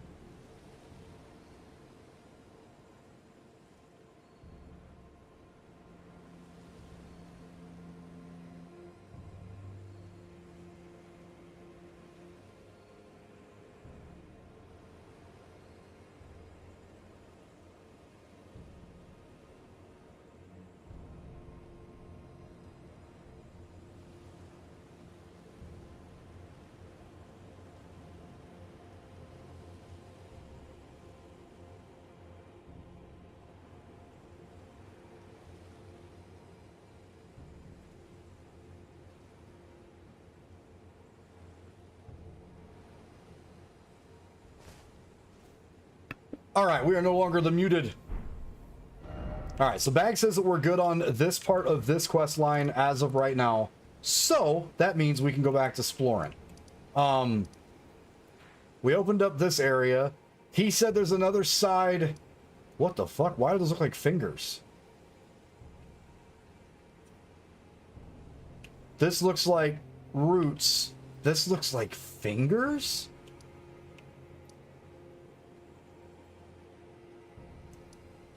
Weird.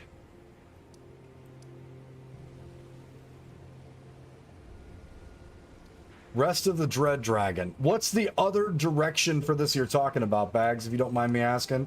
Because there's the foot of the Jagged Peak. There's the Jagged Peak mountainside. That's where the two dragons were fighting, pretty sure. And this is between Senesax and Big Bad Mr. the Dread.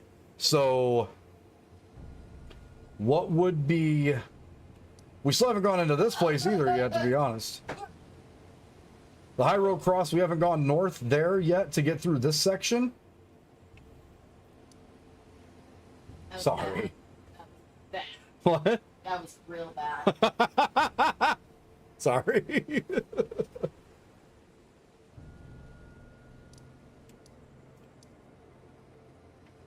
Hair product would cover that up. Because that's the way to Mr. Dreadface. Apparently, Igon's back down here now, still? There's the mountainside. So what's the other side of Dragon Peak? Is like, it's over this direction or something?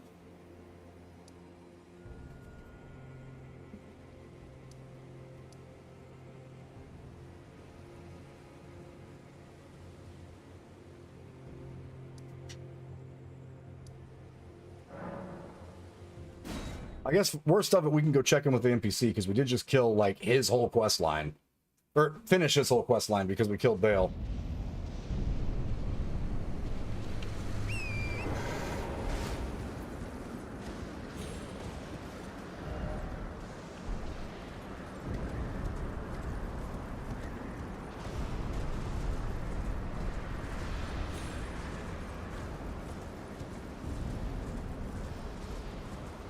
These Dargans didn't respawn, did they?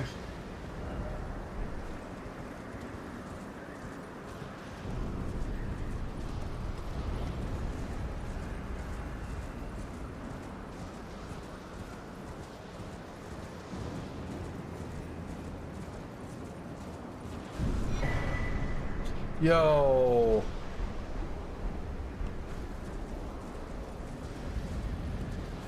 More lore. I know we said when we hit the areas, but I want to know about this dude because that was a cool ass NPC. Offer to Twin Maiden Husks. Igon's harpoon. Broken Drake Warrior Igon stripped from a corpse found in the aftermath of the battle. The scrap of cloth smells utterly foul. No more than a mismatch of tatters and remnants stripped from a corpse found in the aftermath of the battle. Scavenger of battlefields found honor through dragon communion.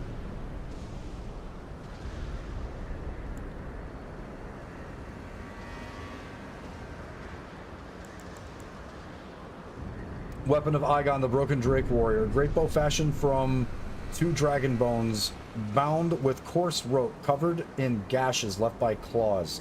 Imbued with Igon's obsession, enhancing the power of Igon's harpoon. Igon's Drake Hunt. Skill of Igon Drake Warrior. Ready the bow for unleashing a twisted shot with a great bellow that considerably enhances its power. Cool. And then the concoction. A condensed somniferous elixir purported to be capable of putting even an ancient dragon to sleep. For an ordinary mortal, a single sip would assuredly result in swift and certain death. Tholier thought of St. Trina's sleep when he created this, but the ebony sleep he concocted had not the sweetness of nectar, nor the gentleness of rest's embrace. Yeah, because the other side of Mikola the Kind is Trina's also kind when she's killing people because she's just putting them to sleep.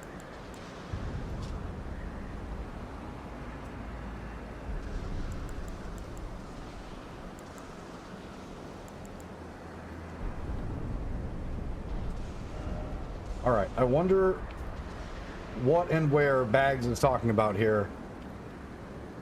Is this a go down area?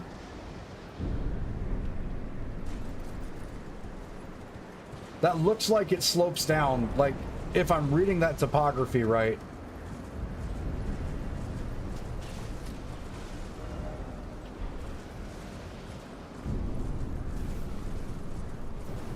Should be over this way.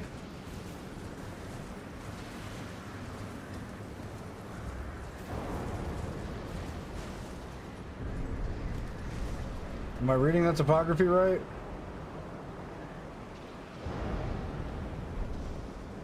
I am indeed not.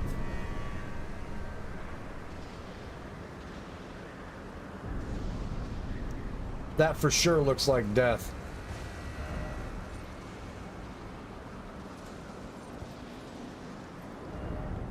No hidden path ahead? Okay. So nothing here. Let's rope around to the other side. I'm gonna assume because we're so high up, whatever we find has to be like a parkour thing down.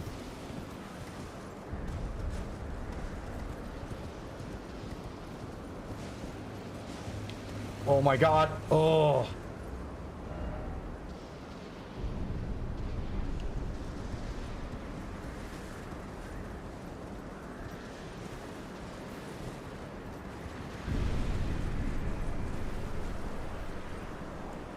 Okay, so quite literally nothing. I have no idea what Minbags is talking about with the other side of this place.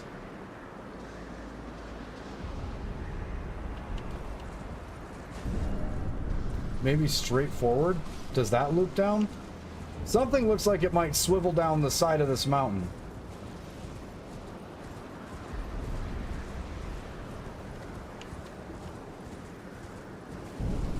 Looks like. Unsure if that's true.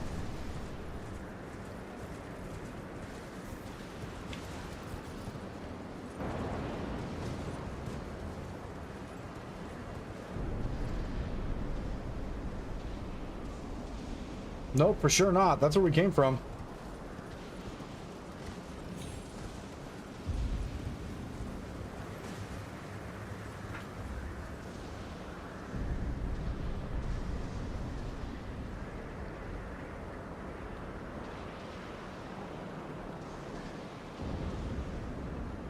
Oh. Man, if I'm wrong...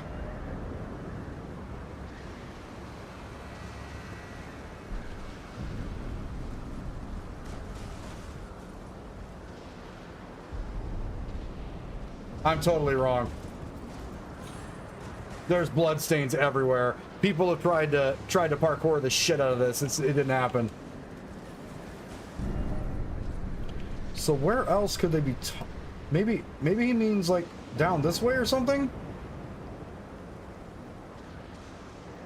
There's got to be a parkour area.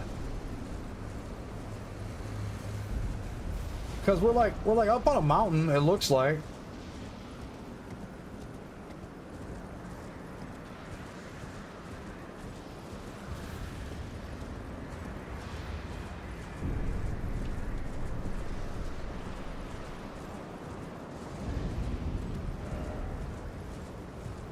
And if there's a way up, there's always a way down, right?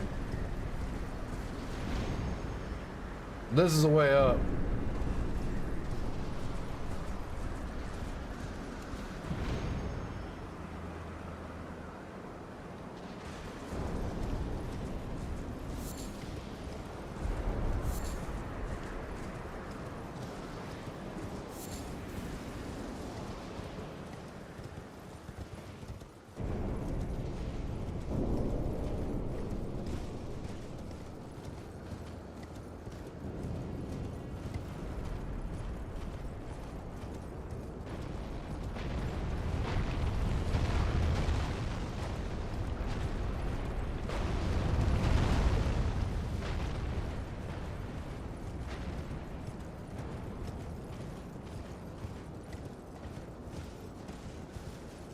There's where Senesax was.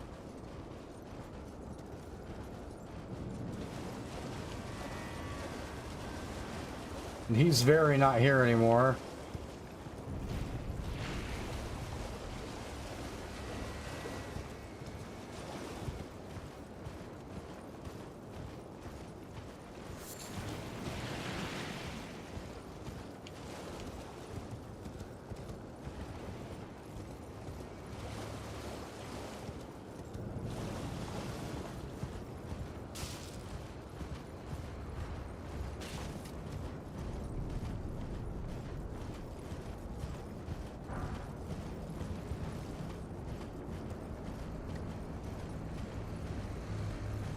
He said where the other dragon was, but if he meant Senesax, he would have just said Senesax.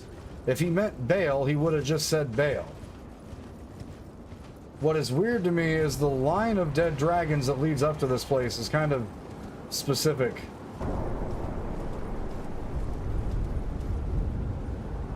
People were clearly fighting their way up here to get to Bale.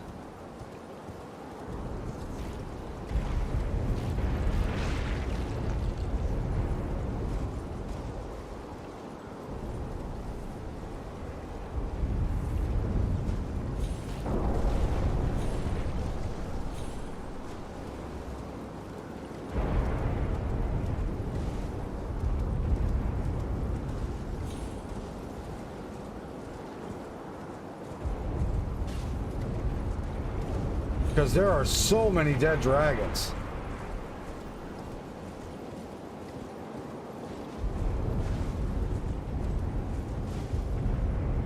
This does, in fact, I do want to point out, make my theory about the dragons becoming a problem for the Empyreans very real.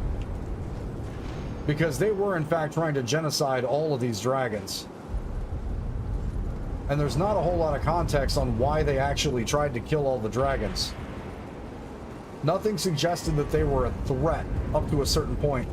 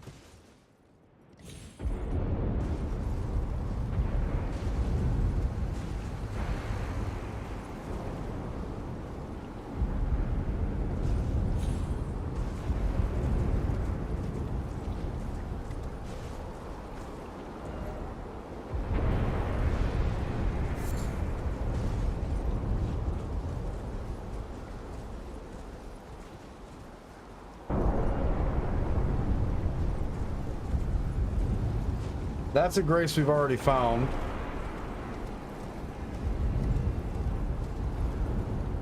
There's no down from here.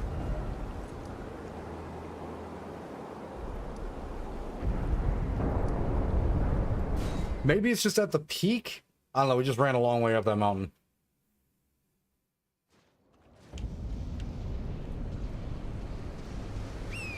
Sorry, was AFK? That's fine. What did you mean the other way down the mountain? Did you mean not up here? Because I just ran all the way up to Senesax's lair and didn't see anything. What other dragon are you talking about?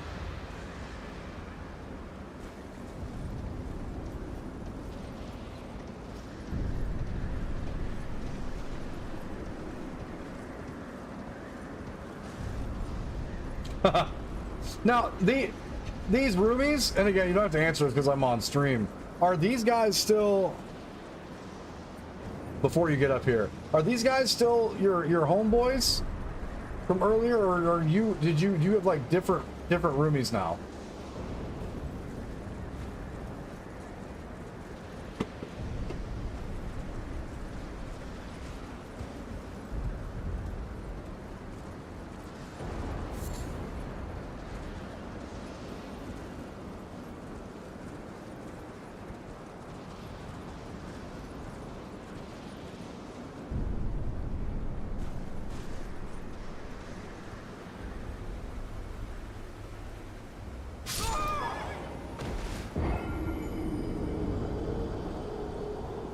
Brilliant! I've died twice this stream, both of which were gravity. Killing it.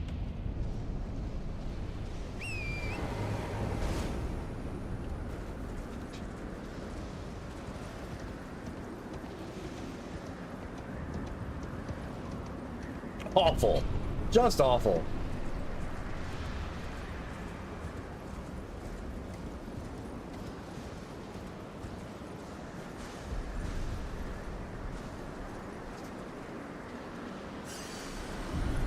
In jail is a newer roommate, but he works at my... okay. So there's still a connection there based on the pizza place. Got it. So what's the best way to redescend this shit then? We can't...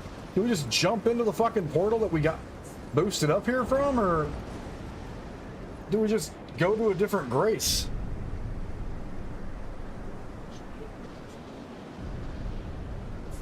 Ah, gotcha. We probably just go to a different grace, right? Yep. Didn't see what it said. Like start at Dragon Pit Terminus, maybe?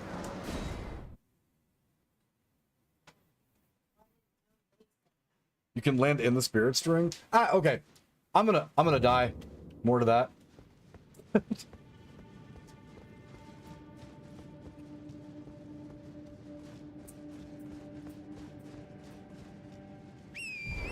We'll just take Dragon Pit Terminus now that I actually have a look at the lay of the land. And figure out what the hell you're talking about with other dragon. Because this was another parkour area. Oh, this dragon? You talking about this asshole? All of your sex life.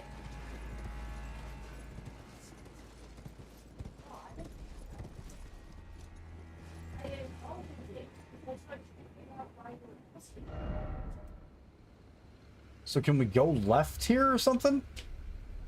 Or go right here and then up this direction? Towards Big Dead Dragon.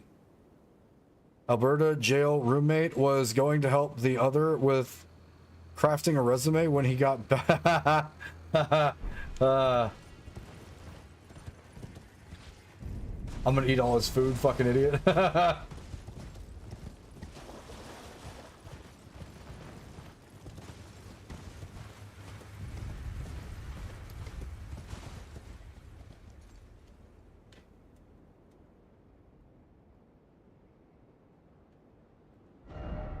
We haven't been this way yet. Toward Big Dargan. Okay. Roly-poly sheeps. That's a big-ass sheeps.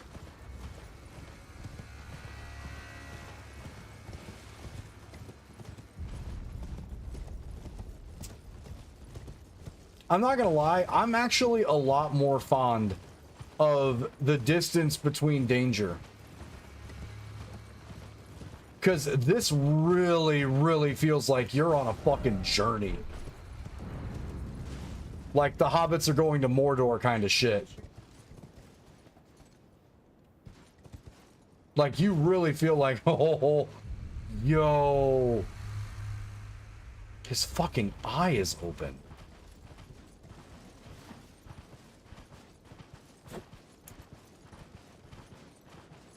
Yo.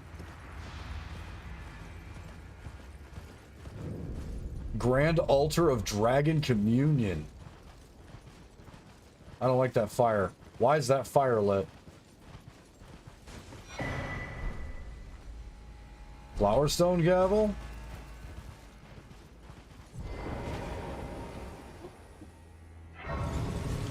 They're $4. I'll eat.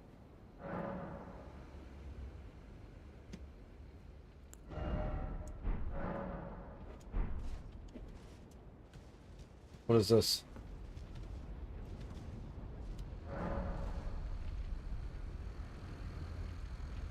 Communion with Baal? What is this? What is this?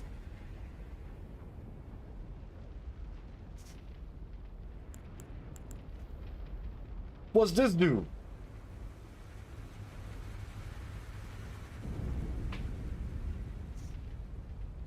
That's kind of sick.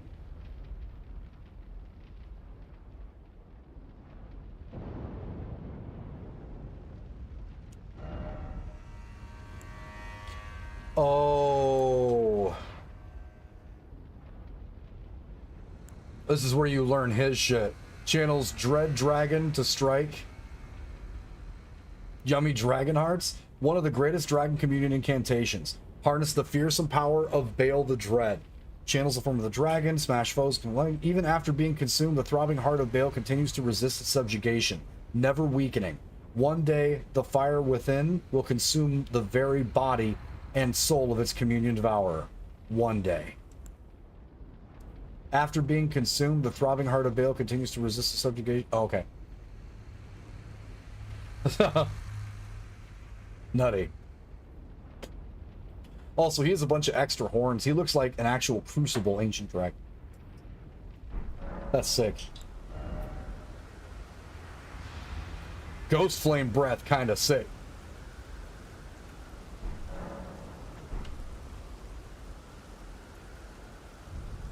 Okay.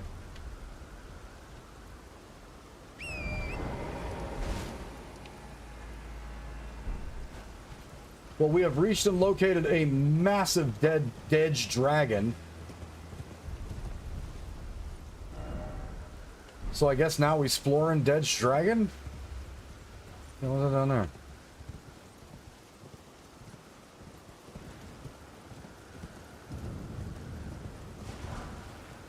Dragon Communion Harpoon.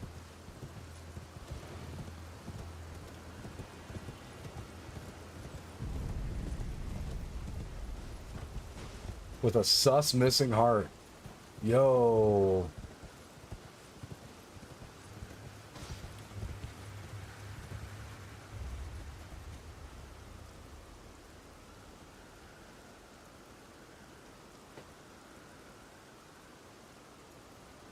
You know,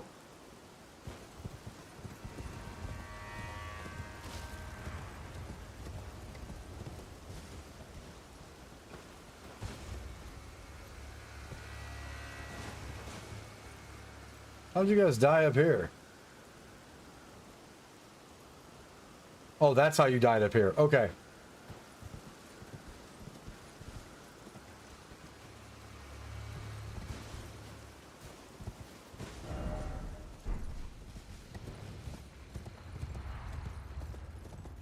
Look at all the dead dragons.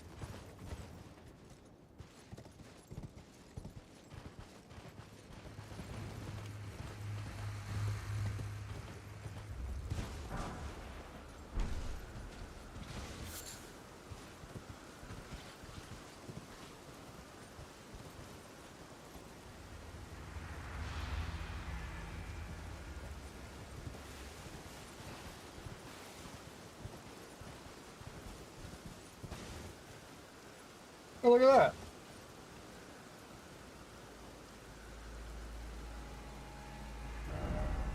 Checkpoint, oh, checkpoint.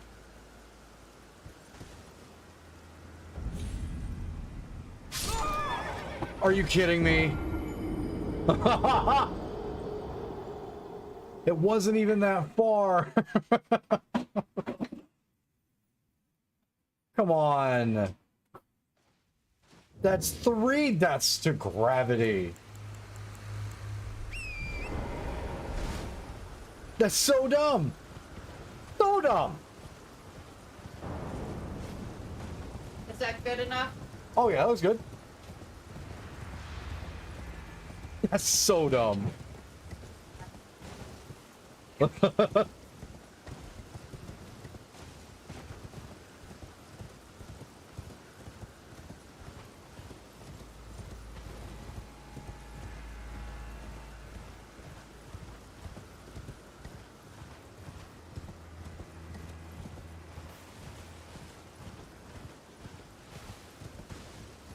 Gating my exploration, Miyazaki. Come on. So there's the Cerulean Coast down there. We've already been to... Why can't I do that jump? That's so weird. That's so weird. There's another checkpoint right fucking there. And I'm fairly sure I've been to the Cerulean... Oh, maybe not to that side. Maybe I just didn't make my way up the coast or some shit? Weird? Mom. The cheese is gonna tip. I straightened it. Why is it always edge? We don't put cheese in there. It's not. Yeah, maybe I didn't actually go to the coast. Is that what I fucked up?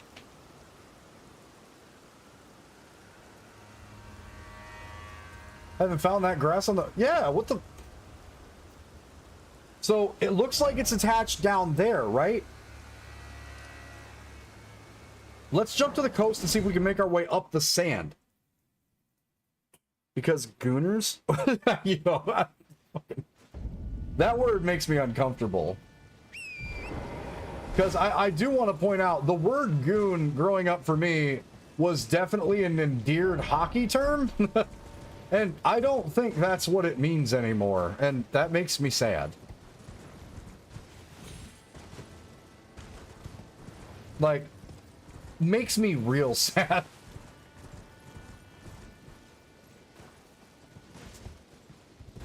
Ah! What up, Kragon?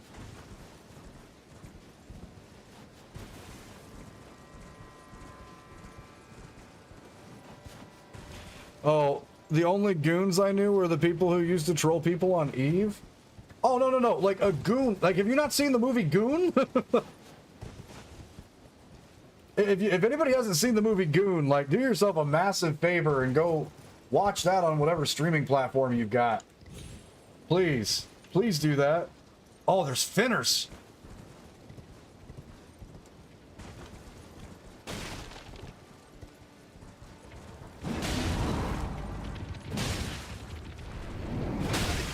Oh, okay.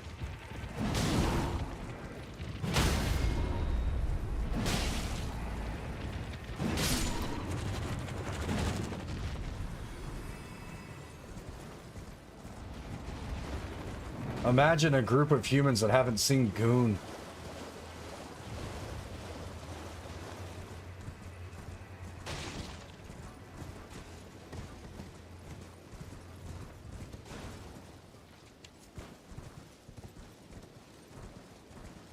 There's a lot of coast down here, Bags.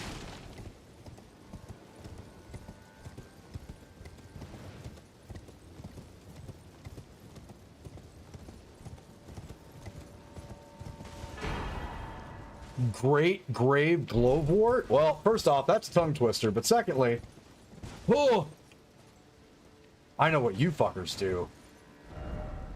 You are not nice.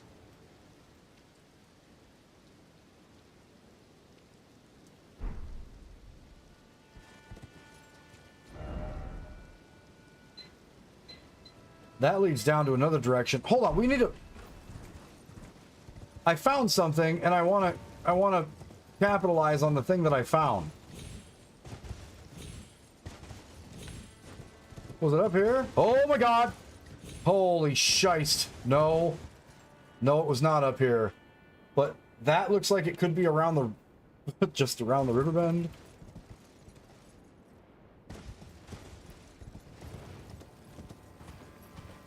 Is anyone in this place nice? No, but there are varying levels of awful.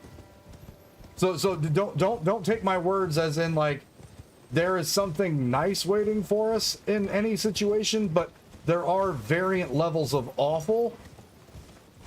And if that thing acts like the ones in base Elden Ring, that is a very high level of awful.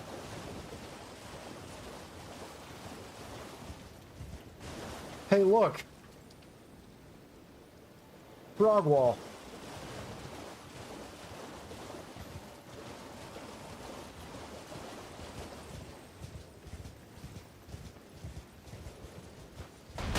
Oh, you ass. I saw the fingernails. I knew better. I was aware of that deception.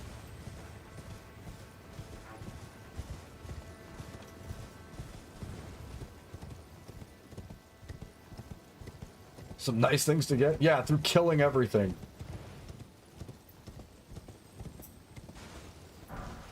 Alright.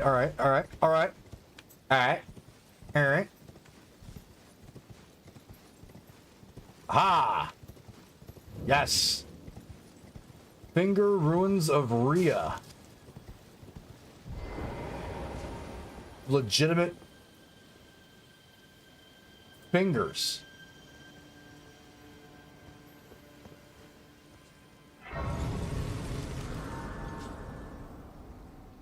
Also, this is what I learned last night. Pronounced jail, then pronounce Skadu.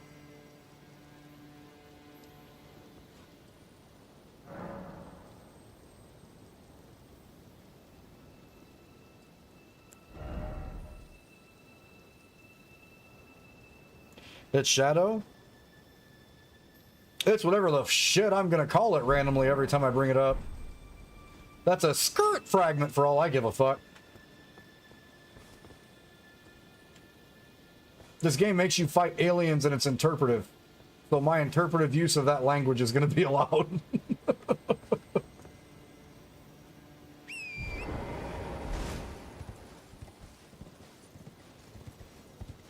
I knew the jail one. That matters.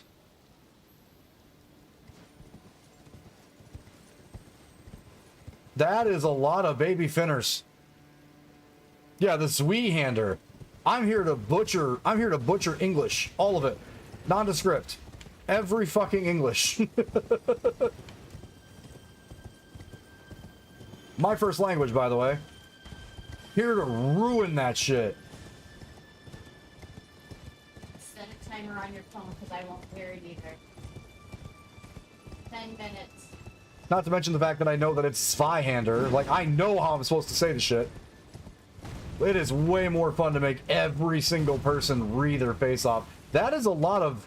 Sounds like it's coming out of the ground. Those fingers were itching themselves. Oh, you died weird.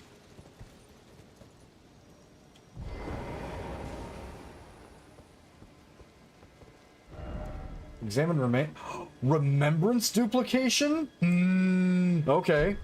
So this is seems familiar. Could this be warrior? Could be. So essentially that's a Colosseum? They're finners.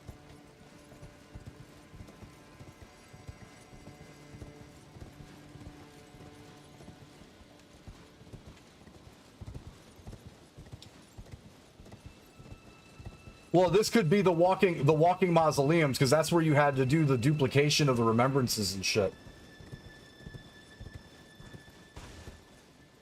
What's that? That looks like a snack. This is kind of creepy. They're all like pointed at the skadoosh tree.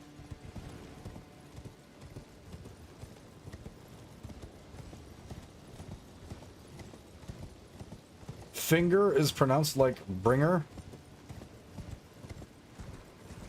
A lot of people started a new game and didn't use the mausoleum. Big miss on their part. Hey. I don't play those fucking games, Leech Man.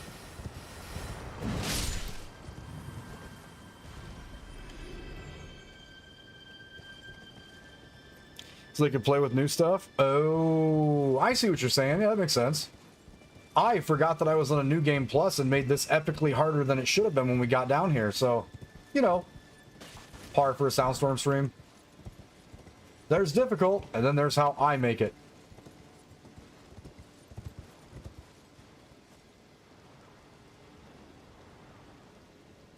Are you locked on me?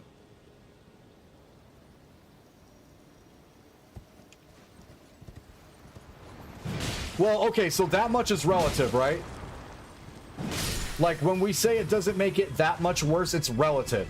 Because the percentage increase that you have to have from the base game reacting to where your level's at, right?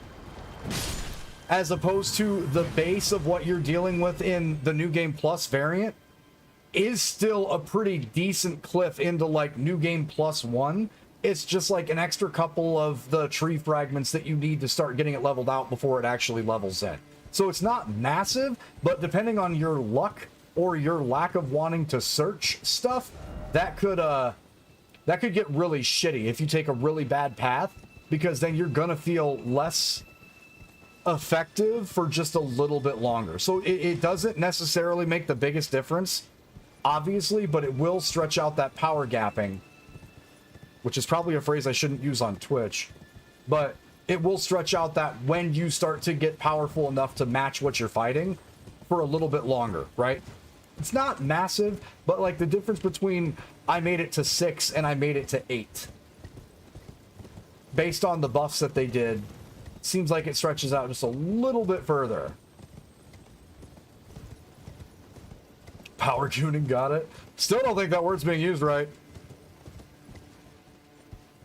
You have some trouble with the Fire Basket Boys? The Fire Basket Boys fight the same way as the Mausoleum, and if you don't do it that way, fuck your life.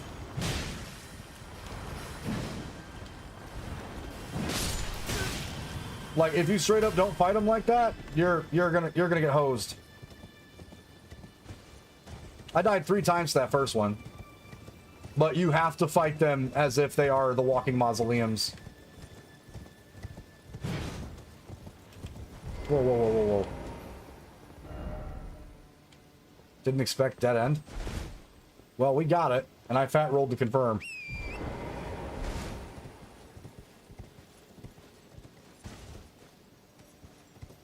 But because of how Miyazaki put the game together in its base form, oh god, oh god.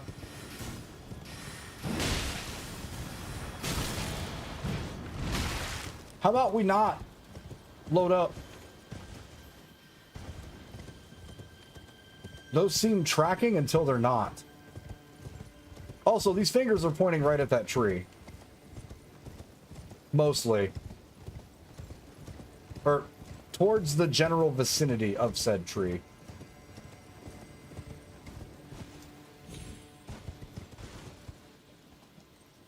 Okay, there's more thingos down there. How's the Slaying of Monsters? He hasn't found the other ones yet? Oh yeah, I haven't found... Yo, I haven't found a lot. Bags has taken me... Chat so far, not just man bags, but chat so far has been pretty apt on having me fight optional fucking bosses that are giga hard.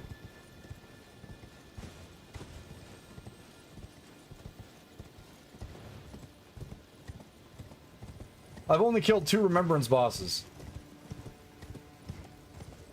Because we've been busy A, exploring, and B, apparently deciding to fight Bale first.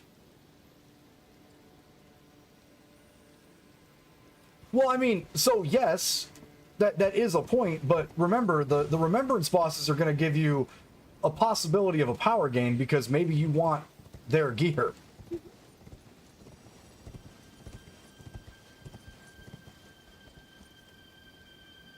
Do you guys hear that?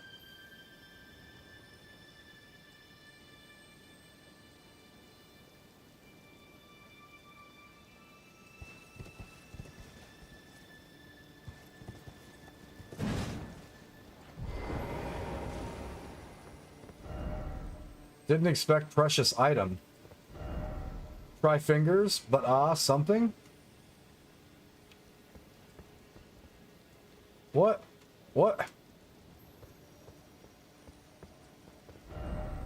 North required, head seek church. First off, north, then seek church.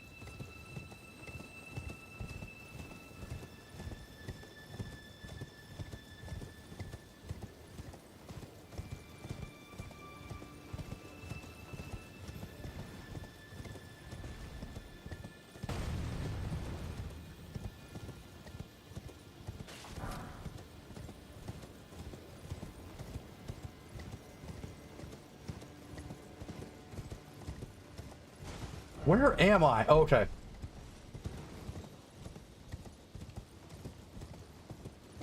Well, this is north.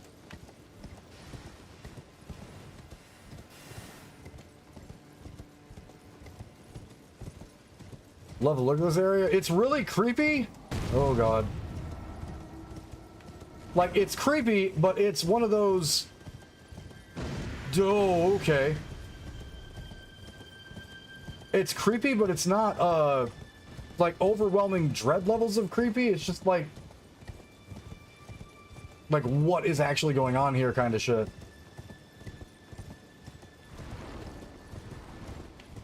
Fuck you, dude.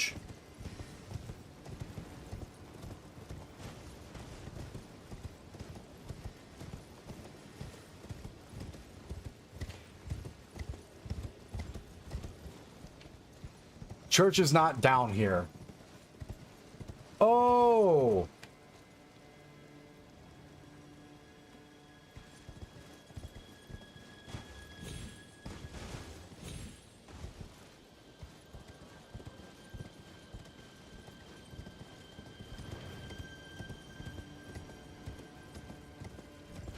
Something really fucking cool is gonna happen down here, though.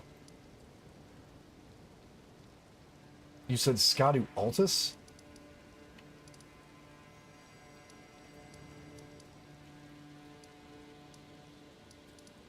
There's the fissure. Okay, so here's where we're currently sitting at right now, right? We've done the explore over here. We found the point of can't go any further. We've done the explore down here. We got the point of can't go any further. We went up here and kicked this dragon's teeth in. We made it down here and opened this area too. Foot of the Jagged Peak is right here. We've rotated around, gotten the extra places that we can instantly get back down here, right? So my next question is, it looks like from this high road cross, we still need to go north to whatever this is. And this is. And that looks like more fingers. But it looks like the last place that we haven't searched outside of, like, I don't know, running it home past the Bonnie Village and coming down to whatever's over here. The last location that we haven't really checked out is like up here, over here, and everything up this direction. There's a bit more past the big dragon, but I can't remember what it is. Past the big dragon?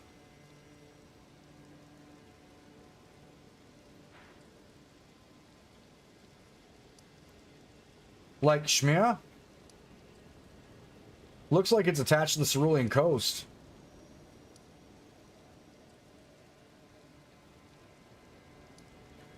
That smells good.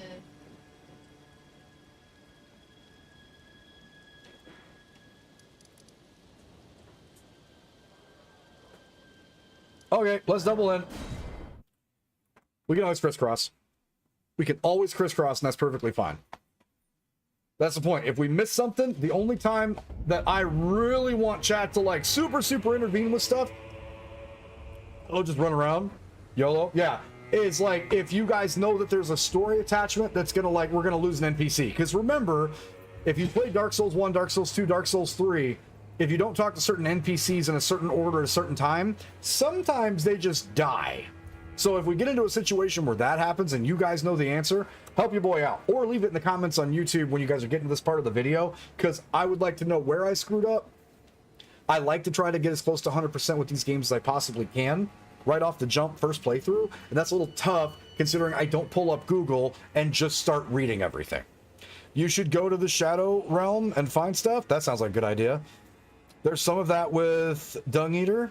Also true. I'll start screaming if I'm noticing anything in your Turbo Shredder questline. You're welcome for great advice. That is pretty fantastic advice. Give me a second to grab some pizza and pour hot sauce everywhere. One sec.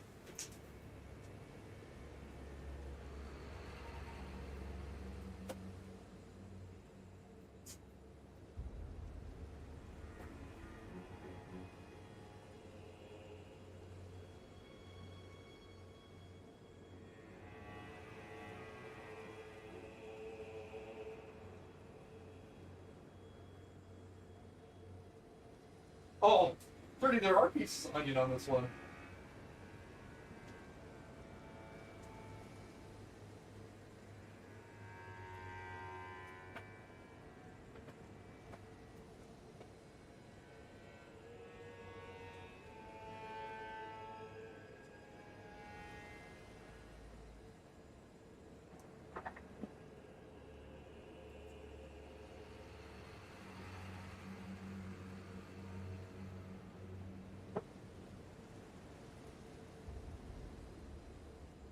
Ugh.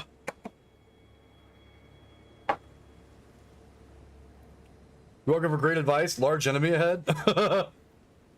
That is in fact a large enemy over there.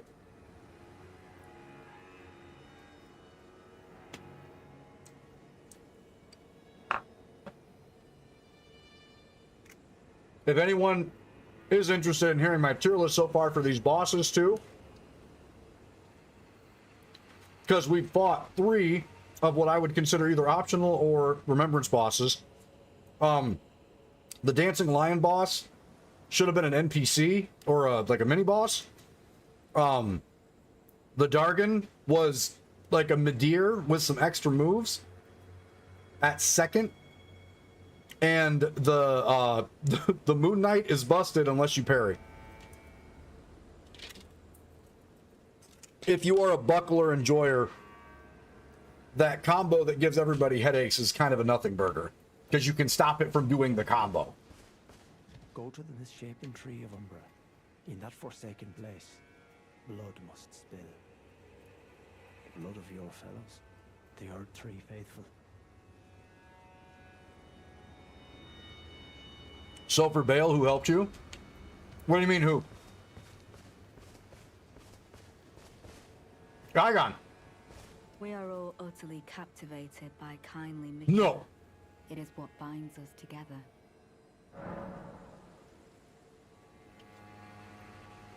I don't know why anybody would fight that fight after the amazing performance from Igon's voice actor.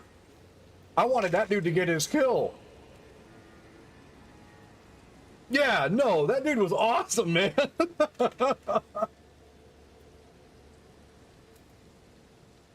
But he was way less pulls than I thought. That kit's actually more from the deer than a lot of people think. He was by far the second hardest so far. But Moon Knight's just, that's cracked. Oh, that man is known as Dane. He's been in the service of Mikula the Kind longer than I. He might be solemn of cheer, but is a fierce warrior nevertheless. There's no cause for concern. Dane's reluctance to speak to you is no fault of your own. We've been acquainted for quite some time, but even I am yet to hear his voice. Perhaps one day. Good news, you ain't gonna hear his voice anymore, because I already dumpstered that dude. Wondering about the horn scent, are you? True enough? In any other circumstance, he'd be at our throats. Long ago, Queen Marika commanded Sir Messmer to purge the Tower folk, a cleansing by fire. It's no wonder the horn scent holds the Erdtree in contempt. That aside, man is by nature a creature of conquest, and in this regard, the Tower folk are no different. They were never saints. They just happened to be on the losing side of a war, but it's still a wretched shame.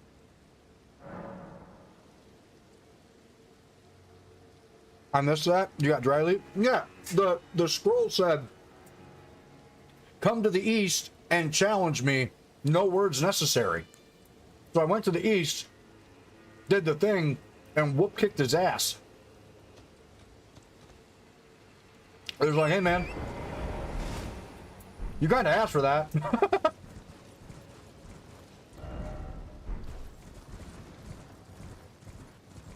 I see a church.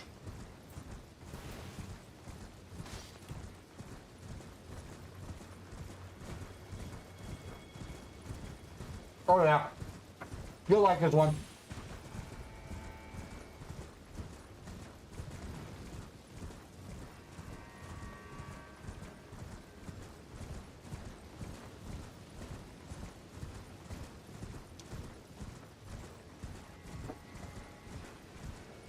Have I been to this church already?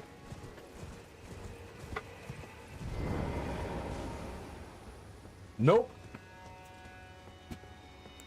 Those stripped of the grace of God shall all meet death in the embrace of Messmer's flame.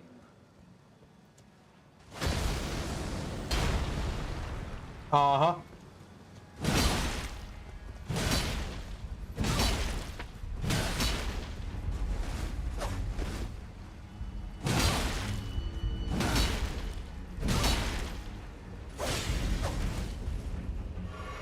Cheater!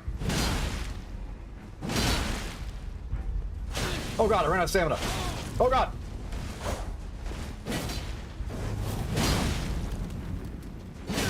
Oh god! Hey! My words, graceless heathen, thou shalt not evade the flame of Messmer.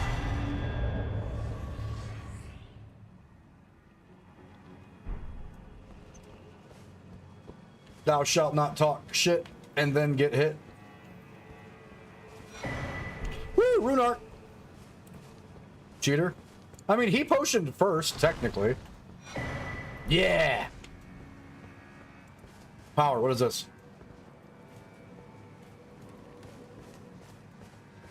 I stand in this so I can DPS better, right? World of Warcraft rules. Is dry leaf as good as dry beef? No, one puts you to sleep. Or makes you super hungry. What, Spider?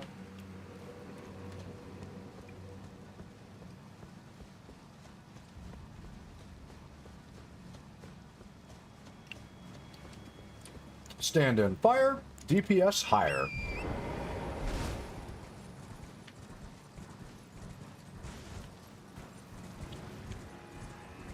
Okay, well that guy was a turd.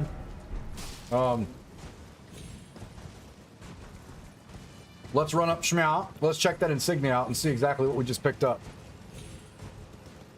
'Cause at the very least, there's lore attached. Ooh, there's trees down there, so we can actually go down there eventually. That's so cracked. It's so vertical. The entire map is so fucking vertical.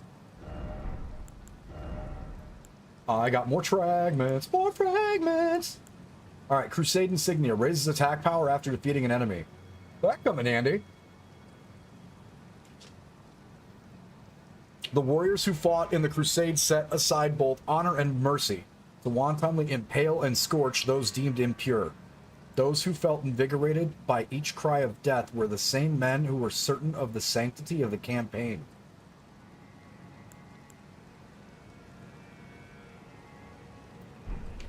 Well, that's gruesome.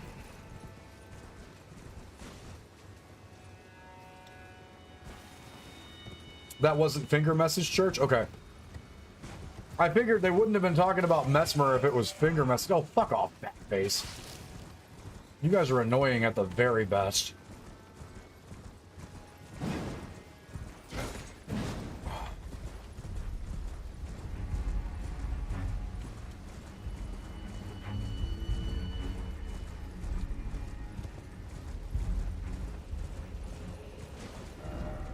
Are we close to it?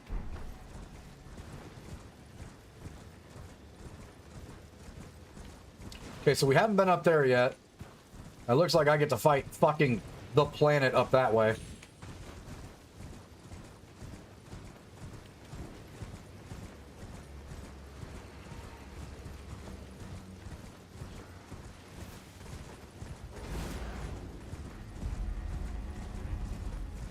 That's fair. Something chasing me? Oh, you want fuck. Okay.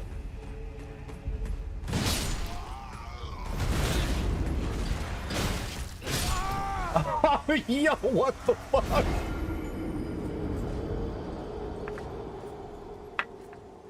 Gravity and foot soldiers. Kill everything else. Get ruined by shit. What's that, babe? Where is he? Oh.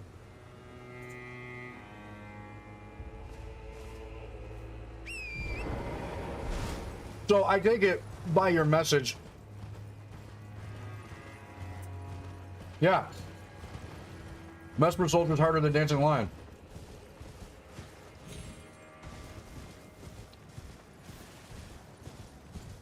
So some of these places aren't immediate, can go there right this second, though, right?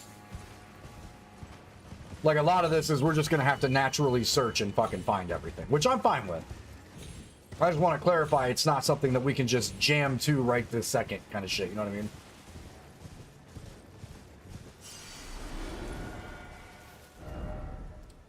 There's my shits. What's back here? Oh my god, please don't be a bear. Oh my god, please don't be a bear. Oh my god, it's a bear!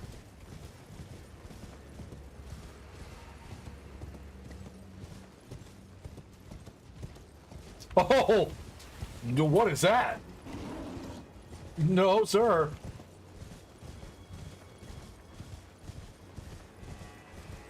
How about we don't? Why does that bear have a red mane? I don't like the look of this at all.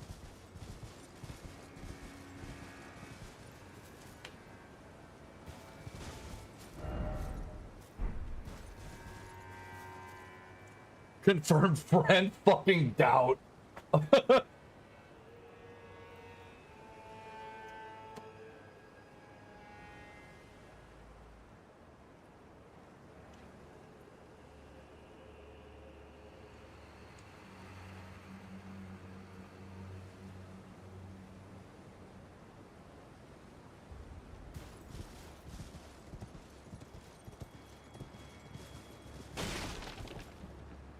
It's not even guarding anything cool.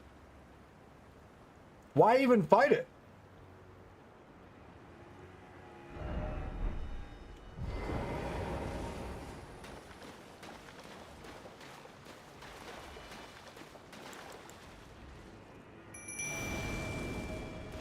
Hey, Tish.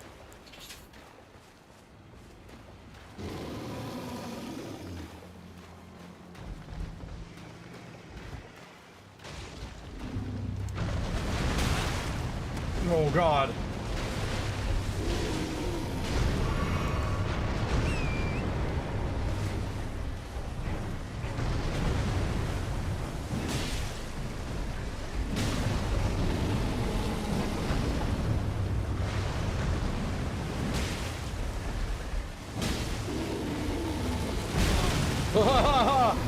Oh, it's so angry. Ow. I'm a fat rolling fiend.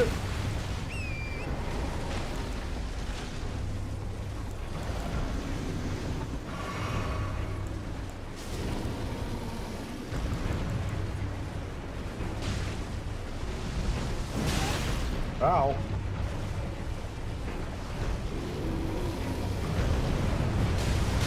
Oh, I saw the ground effect on that shit. Come on.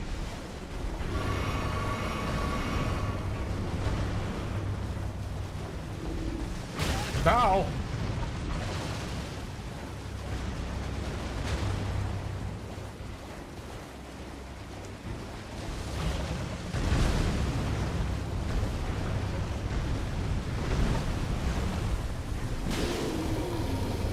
Ow.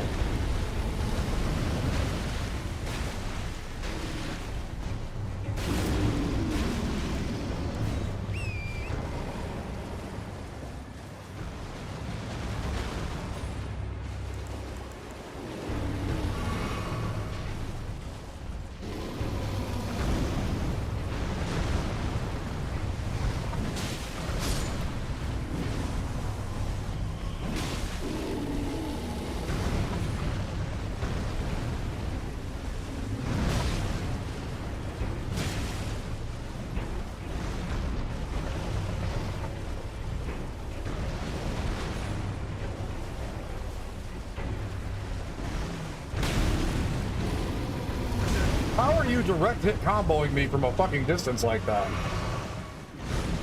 Oh, there's the air. Okay.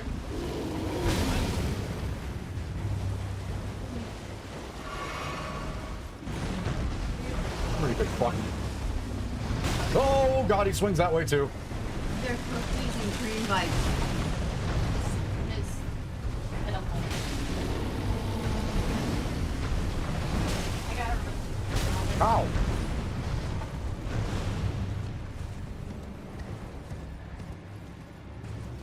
This is the bear from the TikTok trend? Kind of doubt.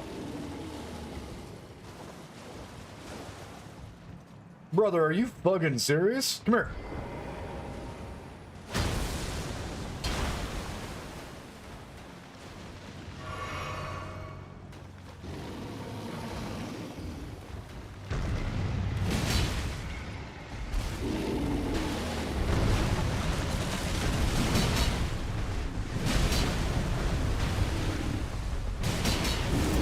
Oh my god. Well, that hurt a lot more than I thought it was going to.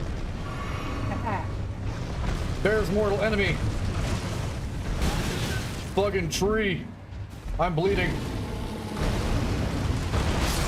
God damn it.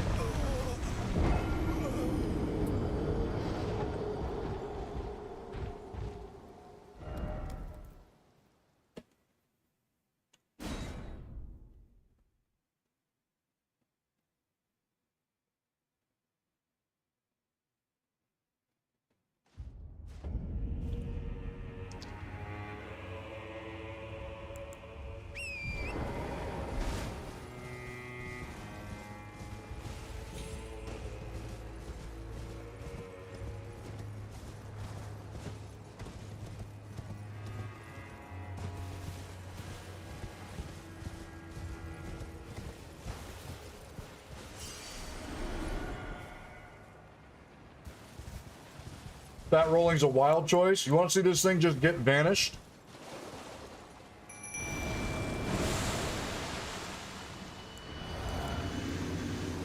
Me too. Haha! You prick! Oh god, we're gonna get got.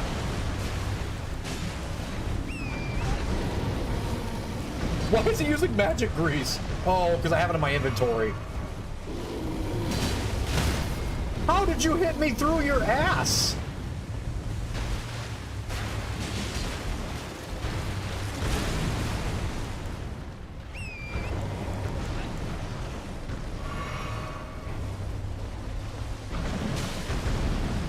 Oh, but that one didn't. You can swing through your own asshole, but you can't actually, like... That makes sense. Oh, God.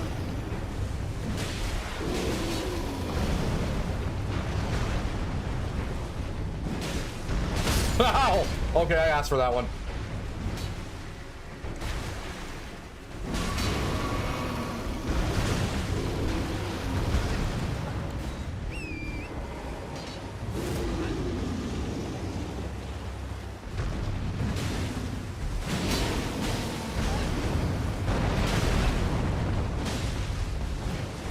Ah-ha-ha!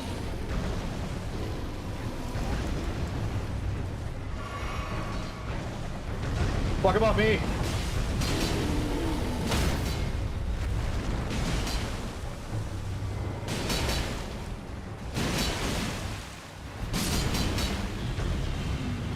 Big fucking swords.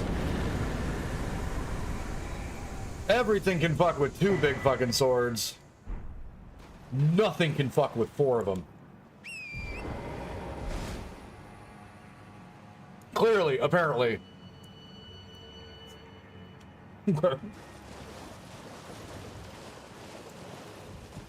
Bear itched.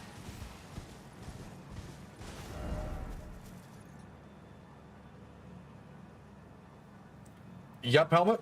Let's take a look at that one.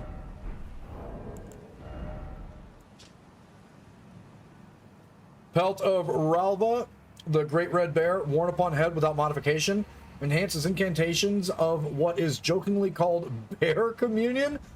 Oh, is that a fucking... No way that's a Super Troopers reference. This untreated hide, one at the end of a bloody bout, is just the thing to make a wild bear out of a warrior. Jokingly called Bear Communion.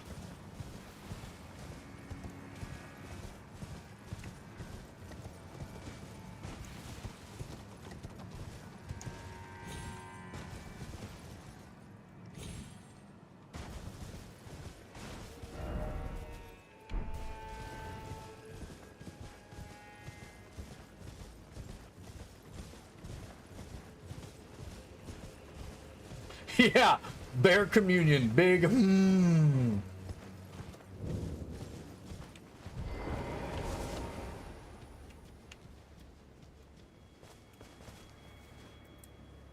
Fight fire chandelier win. I've already killed 2 of those fucking things.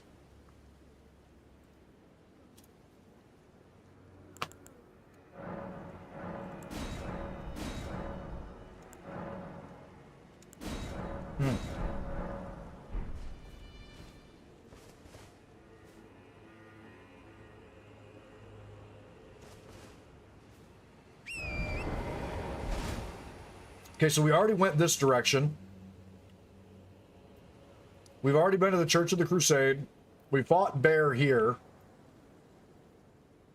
Is this really the next one? It just fucking straight send it north? What's down here?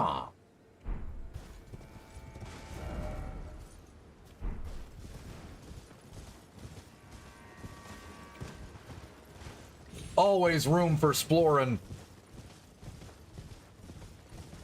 Well, you said one of the things is in Altus, so like, I'm gonna keep exploring to see. Hey, the Misbegotten.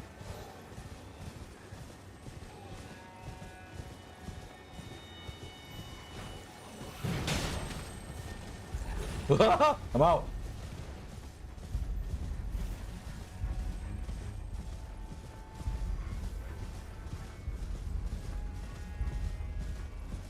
Alright, if we're doing this, let's just fucking do this. Come here. I'll be your sugar bear.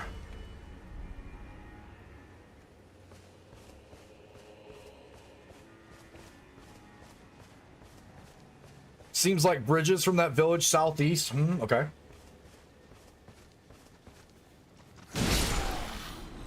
You were not as strong as your friend.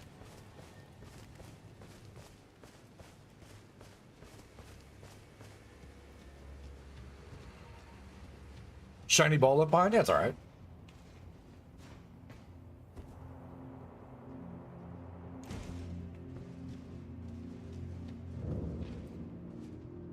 Ruined Forge of Starfall Past? Did I just come in the back door of this fucking place? Oh no, there's a room. Okay. It's like, what? Why no grace?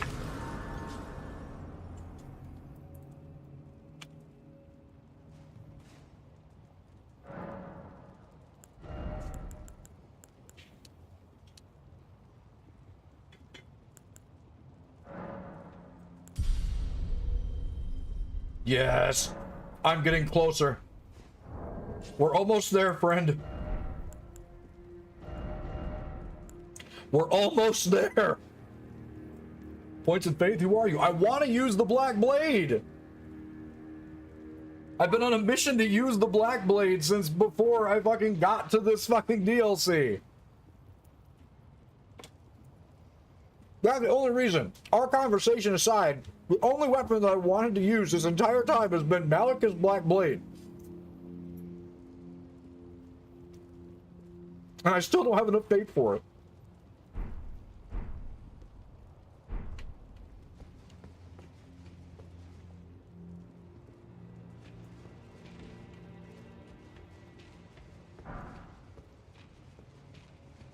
What are buffs? Who needs that shit?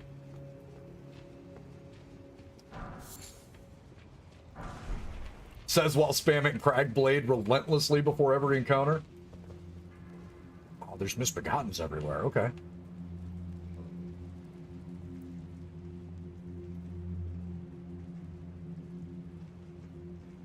I just got. Here, I thought we were learning. My bad. Hands up. This one's on me.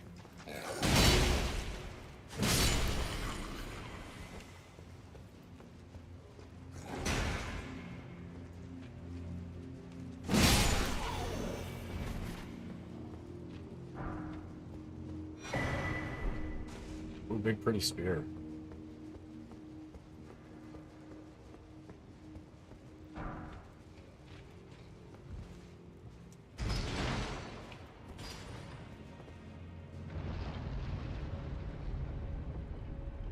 Please tell me something comes rolling in here and kills that misbegotten for no fucking reason.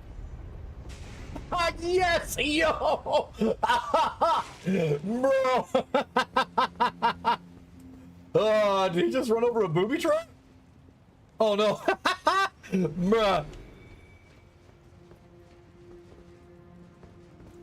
All these wins.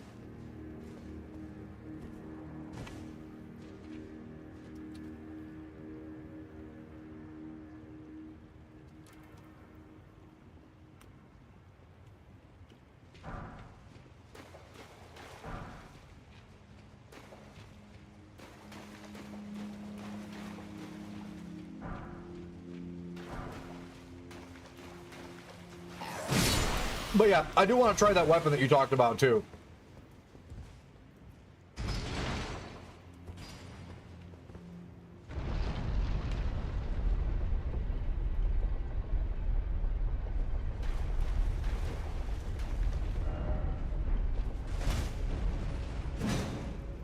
You bastards.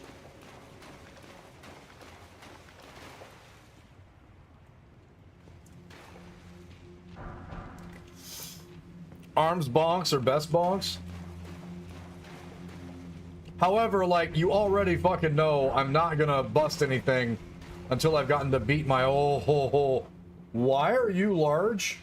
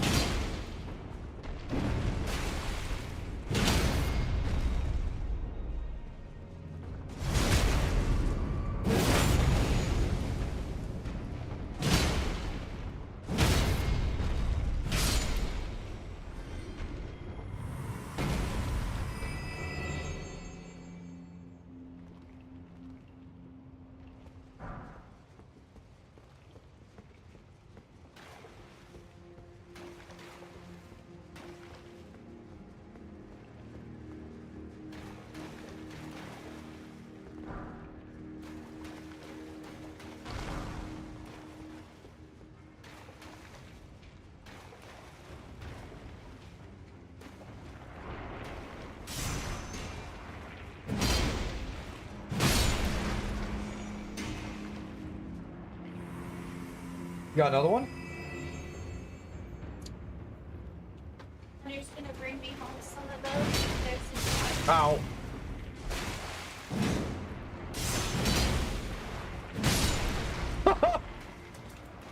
Locking on is your friend. Oh, climbable spot. Oh, climbable spot.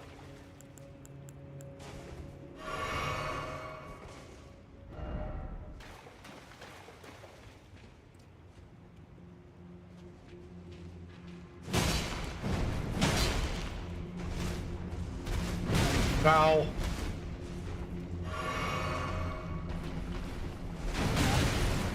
Ow again.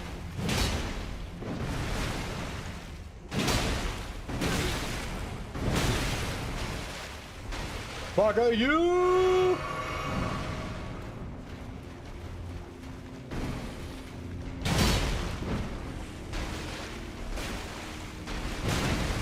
Man, your homing is bullshit.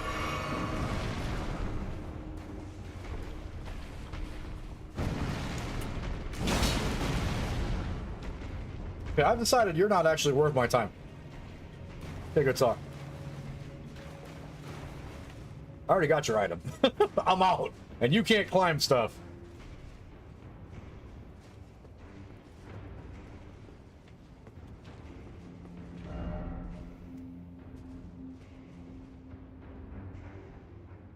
Ah. I see the snipper.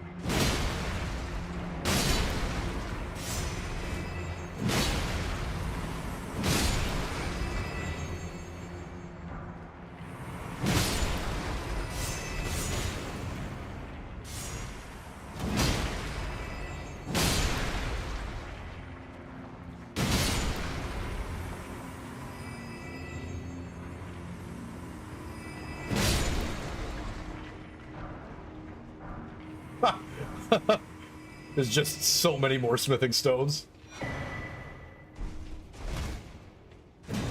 Smithing talisman, what are you?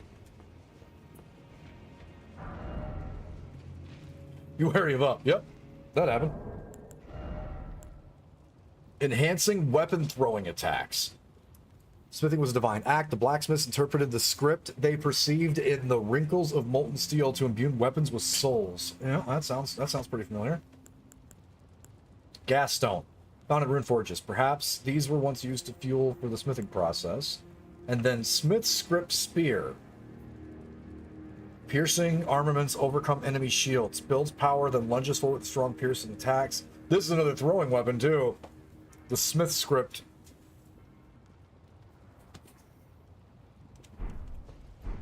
Big dice.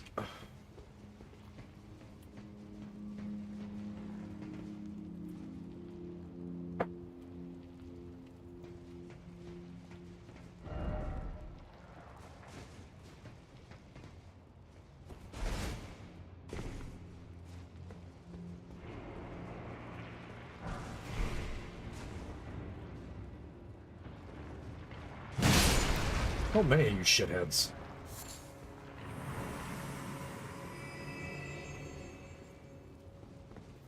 There's more openy closies.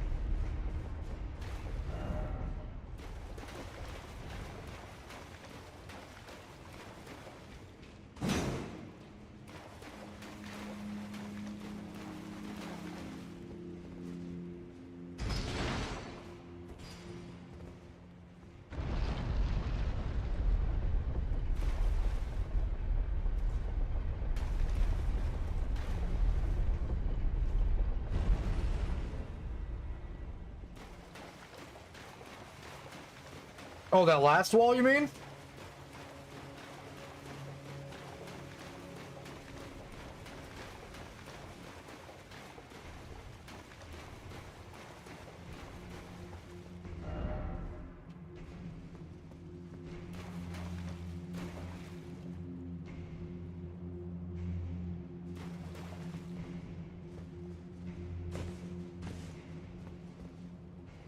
No shot, right?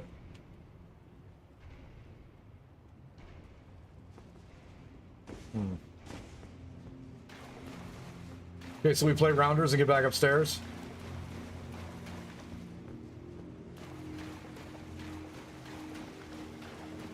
Now you gotta run all the way around again? Okay. Hey, whatever.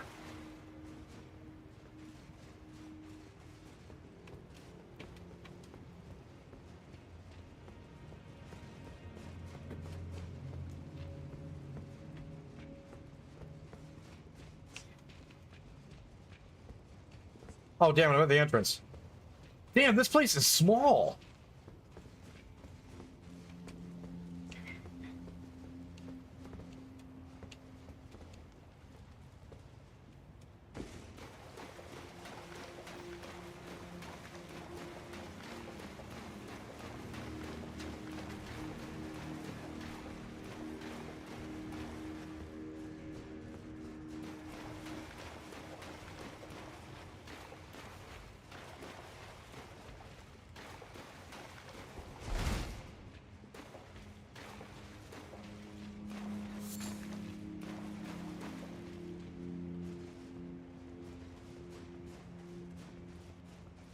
Made my brain feel smaller before I figured it out, though.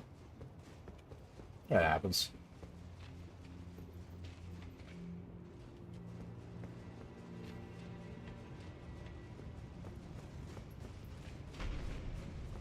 It's around this guy.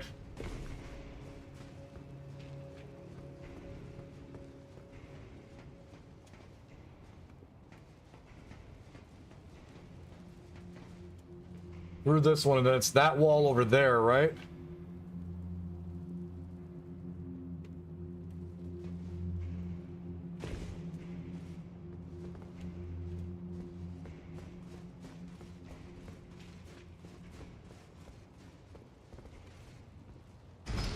Oh, you stare right at, you're literally staring right over at it.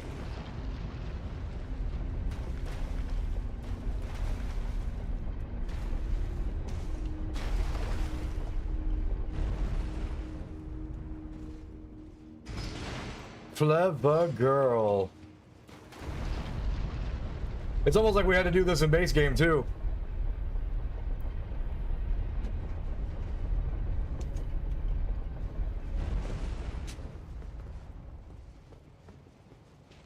There it is again.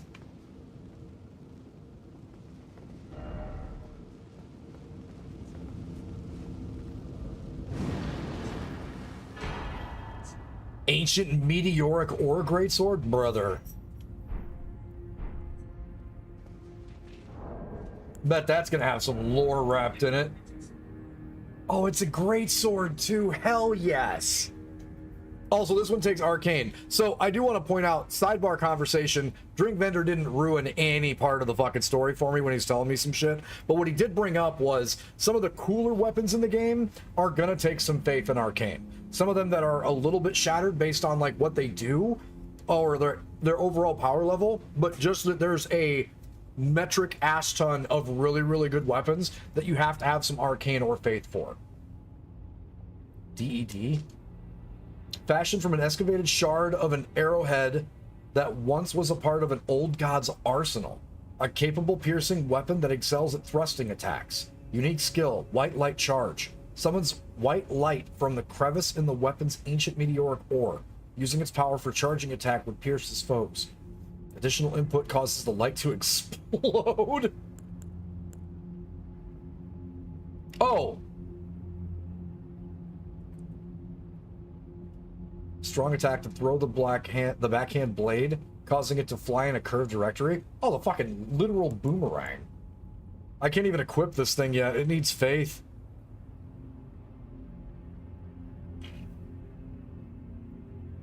Right? No, arcane. It needs arcane.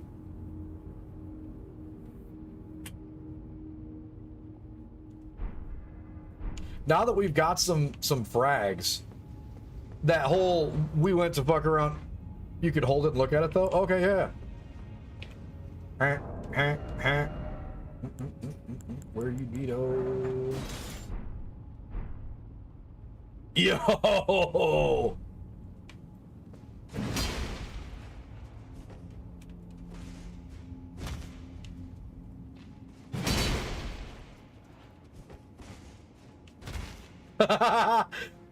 Yo, that thing's fucking beastly.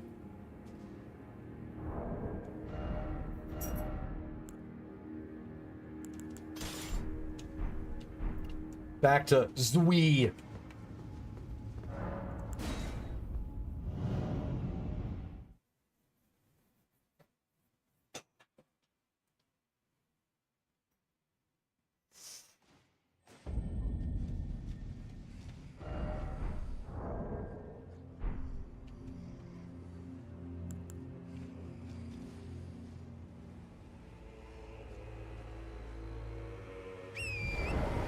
Okay, so we found this place.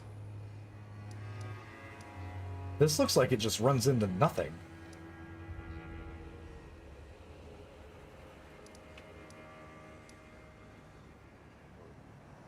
What'd you say about the one in the south, Bags? You said there was a bridge south. Which one were you talking about? Were you talking about... Let me get rid of this.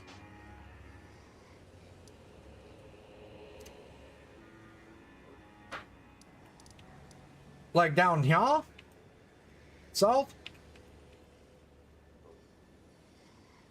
Bonnie Village Bridges. Oh, like the straight across. Up, shmya. Well, we brought up a lot of other stuff besides having me run my face right into this thing, so fuck it. Let's just explore. I don't give a shit. You guys are bringing the stuff up, we'll go check it out.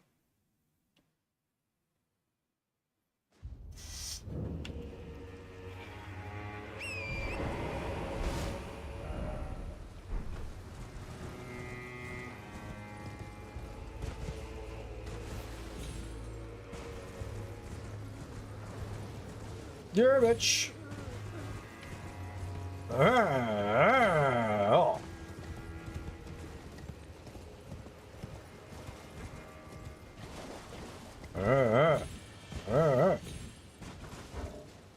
Oh, there's something still tracking me.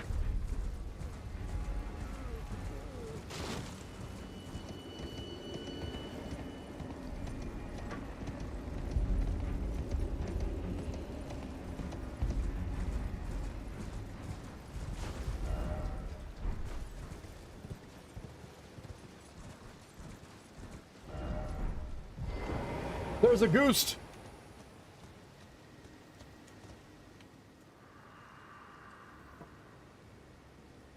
For pity's sake, your place is in the jar. Nigh sainthood itself awaits you within. For shamans like you, this is your lot. Life where you accorded for this alone.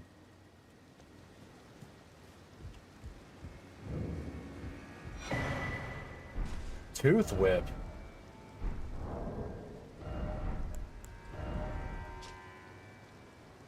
Whip bestowed with rotting, misshapen teeth. So it's like an omen weapon, kinda.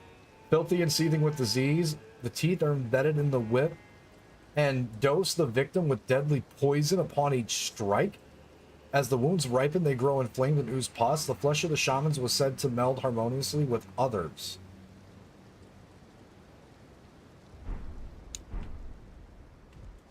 So they're ripping apart these shamans, and we haven't seen any of the shamans yet, with the exception of, again, the people that they were stuffing in jars looked like America. So did these people in this place confuse Numenarians with fucking shamans because they had, like, magic power? Or, like, enchanting power?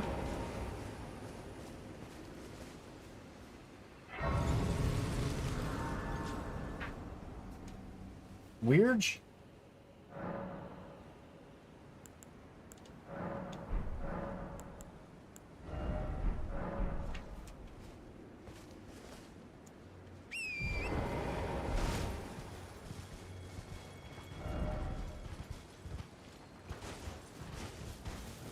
What?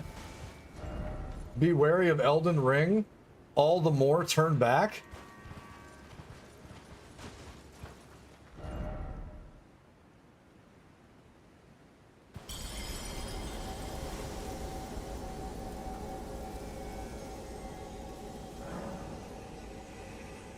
Somewhere a great rune has broken.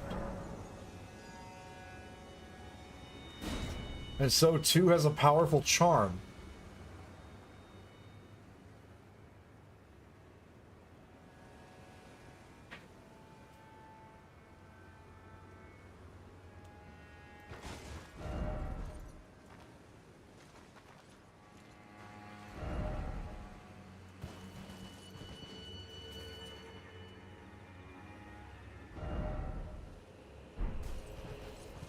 So somebody of pretty colossal power just died.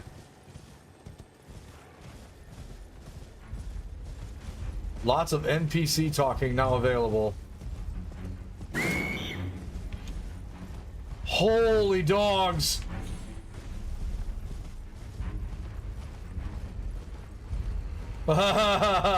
Dickhead.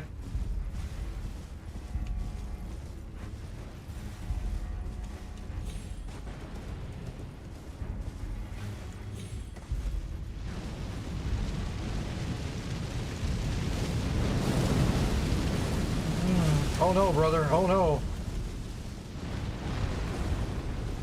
Move! Skadoosh!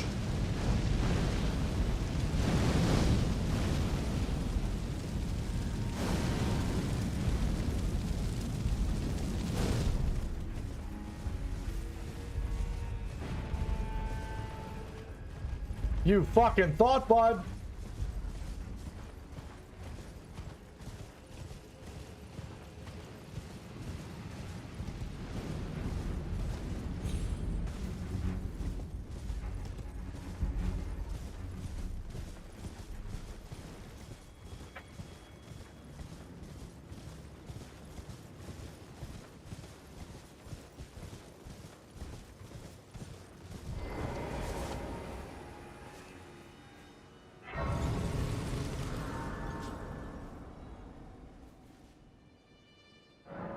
Fuck, I forgot to charge my damn phone!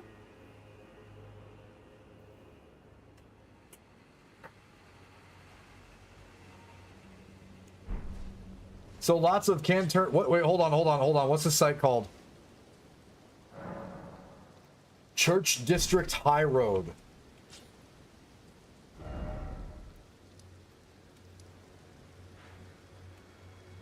There's a church up there.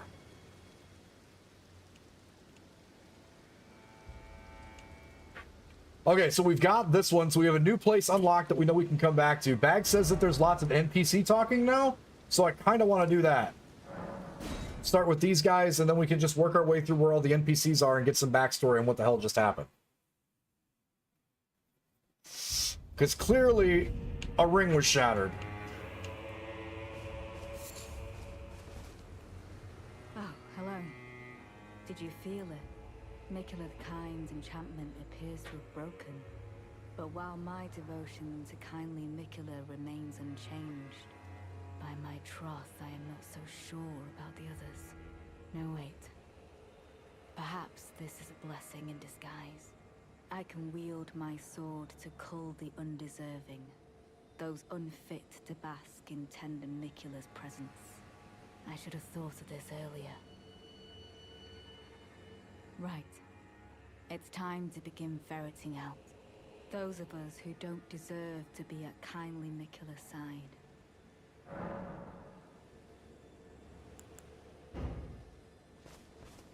I don't want to make a suggestion yet. What the fuck? Intriguing. What remains there to be said? Do you presume us allies even now? Though Mikula's spell is newly broken, I must profess, the spell mattered little. Uphold his covenant, Mikula shall, and in godhood redeem our rueful clan. Then Marika and vilest Erdtree both will at last be from divinity wrenched. And surely,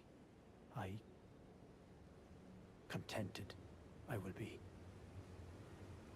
But first, clear resounds the call of vengeance. The Impaler, Mesmer, must pay his due. In vengeance for the flames, my blade I wield. How could I allow myself to forget? Revenge alone assures me peace of mind. Think not to hinder me upon my path, lest you too wish to face the reckoning. Brother, I've killed an entire Think not to hinder me upon my path. land.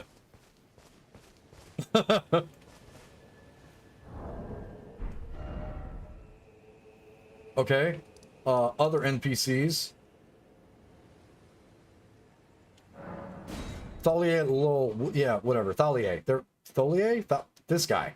Poison Man. Let's go that route.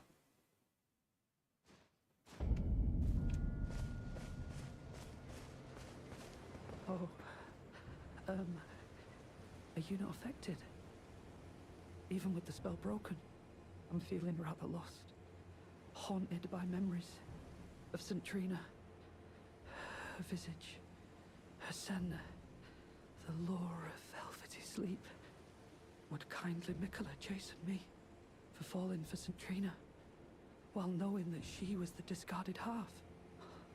The problem is, I simply cannot help it. I would sacrifice everything just to gaze upon her one last time. I'm feeling rather lost. Haunted by memories of St. Trina. Okay. So, the kindly part of Mikola was a spell. And for whatever reason, it was just broken. So that means whatever Mikola did, or was trying to do, to pull himself to pieces, it just broke whatever hold he had on everybody while we were heading up towards that church. I don't feel it. It's broken. Kind Mikola's light is gone. But I stand tall. Together, we work. Together. For Mikola the Kind. I don't know what to do. Our mother abandoned her brood. She did not love us. We are her children. What should we do? Must we be sad forever?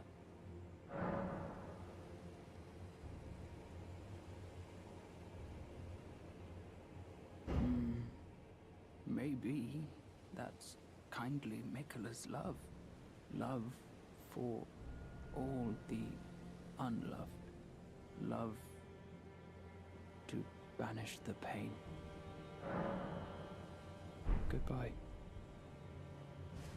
All right, old wise man. Kindly Mikola has discarded his great rune. That's what it was. The fog that vexed my aging faculties has been lifted, and follies better left forgotten haunt me once again. Once, in an attempt to free Lord Moog from his enchantment, I challenged tender Mikola, only to have my own heart rather artfully stolen. I knew not how weak I was. I believed that with sufficient mastery, even an Empyrean would be within reach of my blade. I could not have been more mistaken. Mikola the Kind is a monster. I fucking knew it. Pure and radiant. He wields love to shrive clean the hearts of men. There is nothing more terrifying. So it was all... So here's the thing, and I'm going to tell you. So all the events of base Elden Ring had nothing to do with Radagon or had nothing to do with Marika. Everything that unfolded was because the people that were acting were under the spell of the one Empyrean that still had, like, the power over it. Just like, what's his fuck? In Dark Souls 3, the one that had the ability to fucking change everything, so you saw Anne Orlando as not a dead, deserted place. Mikola was the one pulling the strings behind the scenes the entire time. Even Moog trying to get that Black Empire together and yada yada yada. Like, all of that was to... Oh, the gate in the intro. World of Warcraft players will get this one. What exactly did Gul'dan need to open the fucking portal?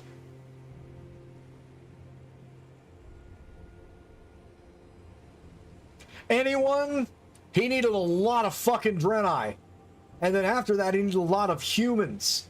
They were sacrifices. They needed blood magic to get to the other side. Oh, yo, that's why she's standing next to all those bodies. She had to make the sacrifices to get thrown back into the lands between. Oh, yo. So the outer god stuff, they're utilizing all of the outer gods to make their means work. The Empyreans are using magic from all aspects of the outer gods to get what they want. So they were fighting the Crucible the whole time. That's why the Crucible Knights still stand. Yo. They've been fighting the old gods. Literally. And the ancient dragons. They've been trying to curve the narrative their way the entire fucking time. And throughout all of Elden Ring, the only thing Mikola needed us to do was to get Radagon out of the way. Because one of the pieces was already shattered. As soon as they shatter the ring, they get tossed into the godhood state, where they completely leave. All that was left was fucking Radagon's half, because Marika's was gone and was being literally used as a crescent in the ring. That was the sacrifice out. That was the break. She was sacrificed. Radagon was the only thing that was left. And we had to kill Radagon to take over that position. Now we're the chosen lord with no consort. Unless you took Ronnie's closeout, which is probably why Ronnie's not in this one. That means that Ronnie's ending wasn't the right ending. Brother, my fucking gourd just exploded. Because that was just carrying revenge. That's all Ronnie's questline was getting back at the Golden Order and putting a fork in Miquella's plan. Yo! Righteous tarnished. Miquella the Kind makes my blood run cold.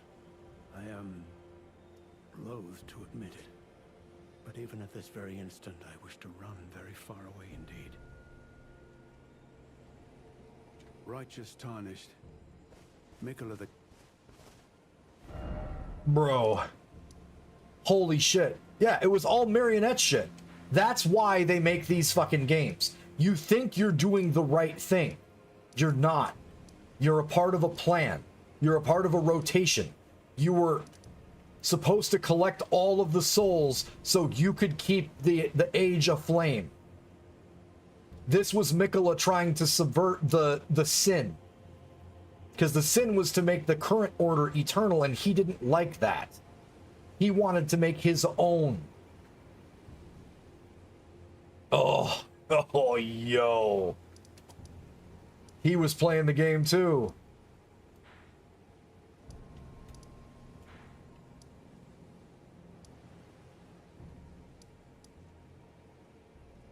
Are there no other NPCs?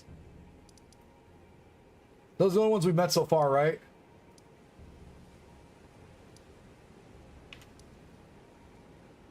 Would she have anything to say?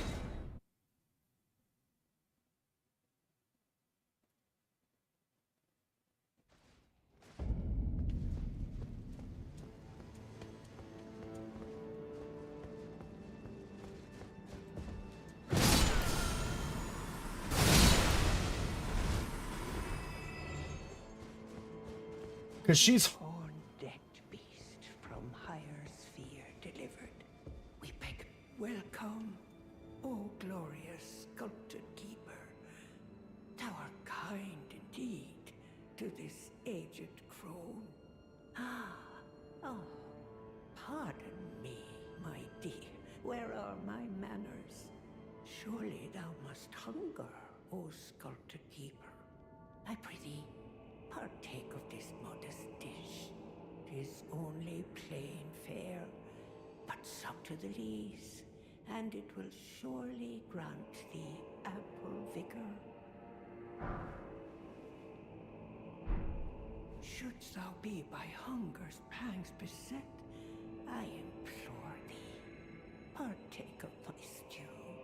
Thou art sure to feel thy vigor restored, though if the flavor doth thy tongue offend, I care not if thou throwest it away. Okay, so there's the dialogue for that. Her dialogue changes when we have the helmet on. Beast from higher sphere delivered, we beg of thee to dance and comfort. Shouldst thou be by hunger's Nope. pangs Nope. beset,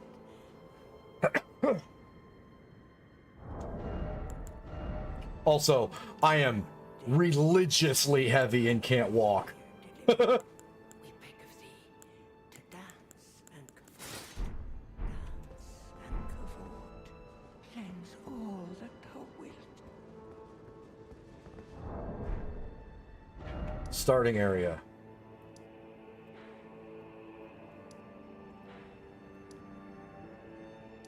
Gravesite Plain.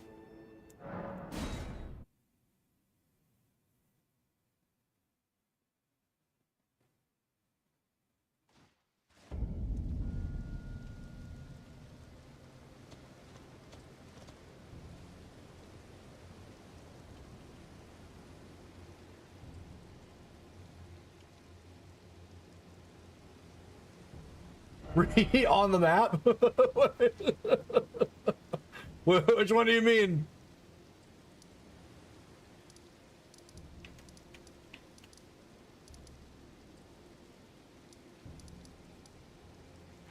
At main gate, you mean? Red main. You're right. The green, not that one, the other one.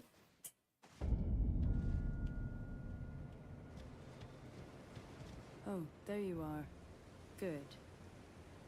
If you happen to see Lady Leda, tell her that I'm striking out on my own. Don't worry, I've no mind to cross any of you. The guidance of kind Mikola remains etched into my very flesh. It's only... there's something that I must know. Kindly Mikola spoke of the vow he once made with General Radahn, and it is here the vow shall be honored. I am a Redmane.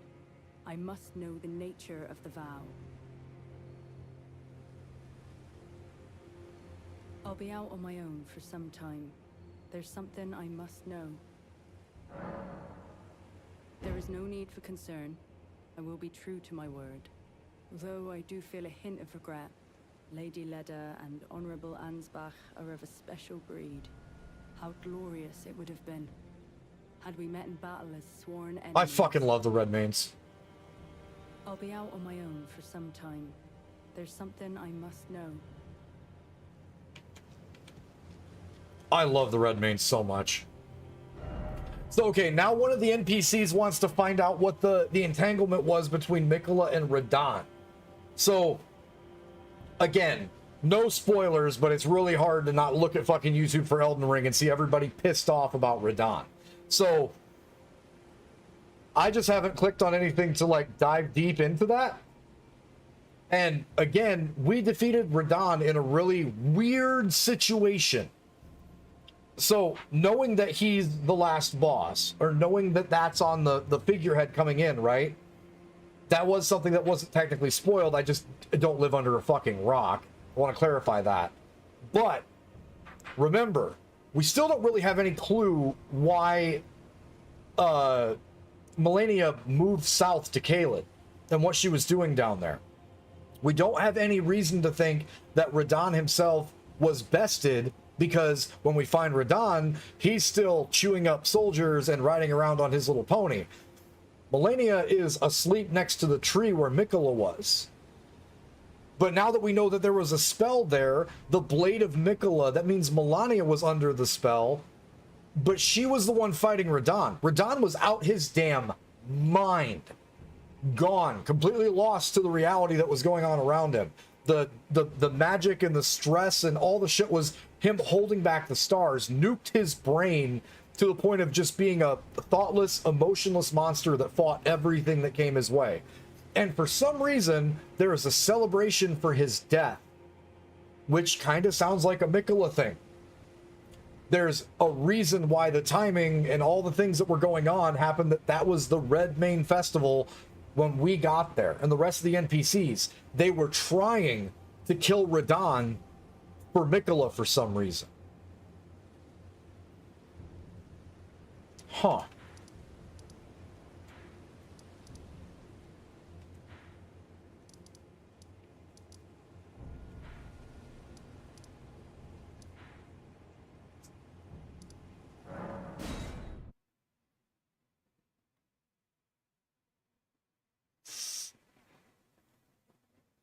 But Radahn's rune was never destroyed.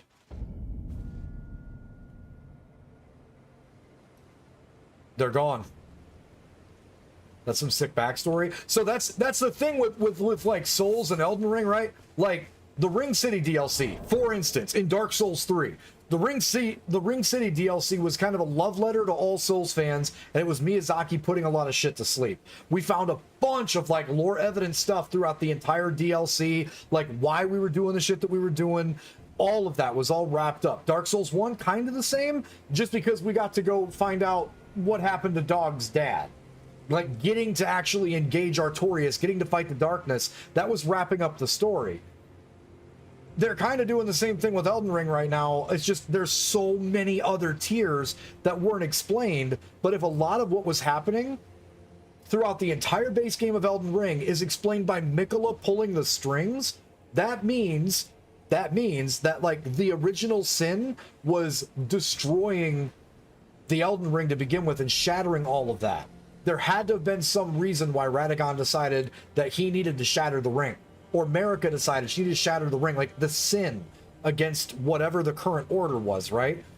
I'm curious just how strong Miquella's enchantment was, because it's curious to see if, like, they were under the influence of a lesser at the time, or if those are not connected. Like, tangentially, they're apart for certain reasons or certain distinctions. Regardless, it would make sense. The entire war, all the stuff that we saw, was just trying to pile up bodies to supercharge a back and forth between this place and that one, but also just to get rid of the old order completely.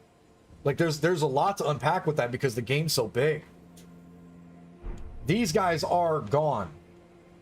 Where did the knight go?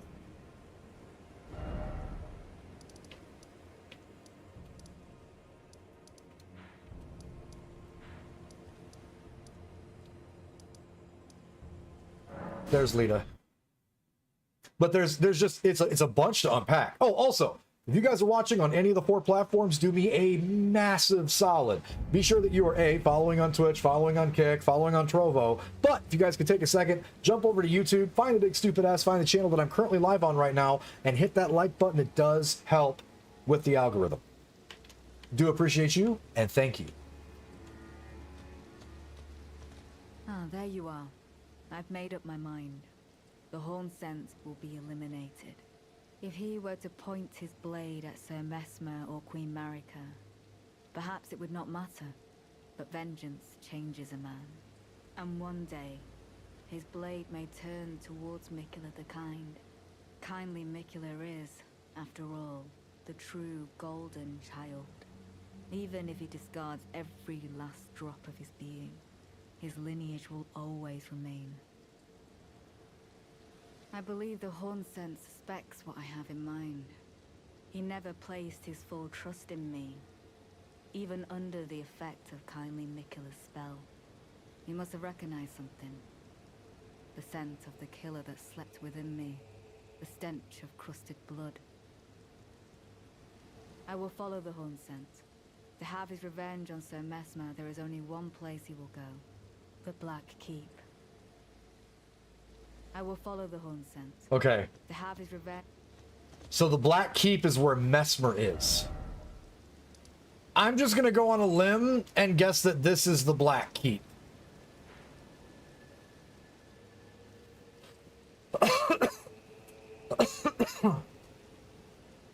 That's my guess anyway. Not 100% sure on that.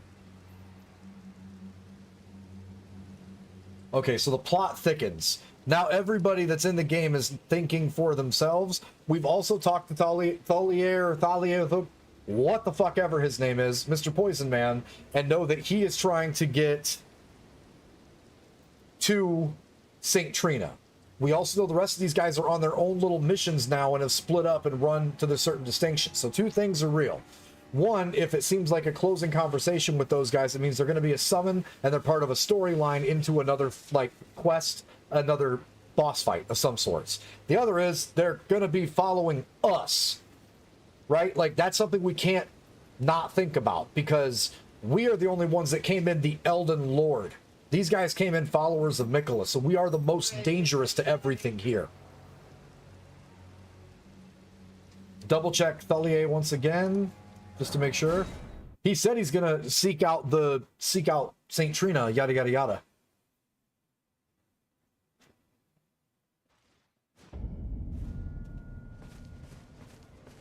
And he hasn't moved. I'm feeling rather lost. Yeah. Haunted by memories. Same context. St. Trina.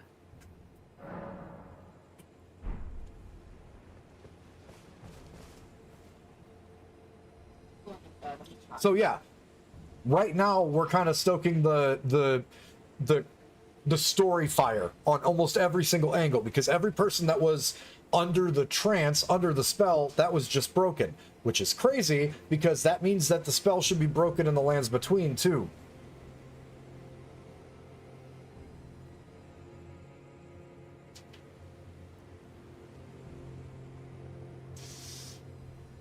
because that means he shattered his ring.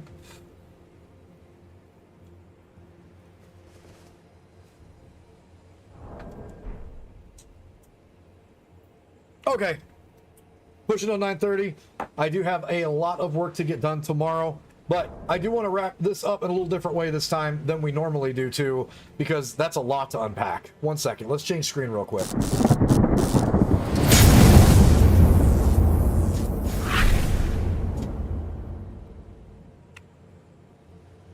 So we are pushing a bunch further into like the main story part of the game. And again, the whole point of this game for a lot of people could be a couple of things, right? Go fight hard bosses, go find cool items, go XYZ. I'm a little bit of everything. So throughout the playthrough, I'm going to stop and have these big off the cuff like conversations about crazy backstory, other stuff that's lumped in. And if you guys have questions specifically from your own playthrough that Vadi or somebody hasn't already explained, be sure to hit me in the comments on YouTube, and then I can lead off the next stream that we're doing answering those questions if you guys have them. In terms of the base game, I feel like because of the influence of Mikola, some of the stuff that I was talking about with like the reason Radahn was holding back the stars, I think some of that's going to show itself. I think I'm onto something with the Crucible being the ultimate enemy of the Numenorians, the ultimate enemy of the people who were to be gods, like the Elysians, or what the rest of these guys actually are.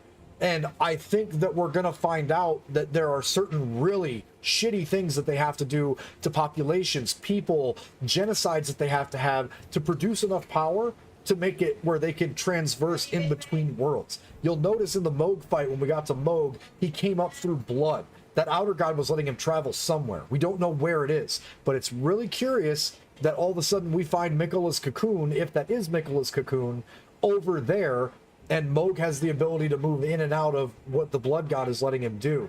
So there's a lot of things that are going to tie in.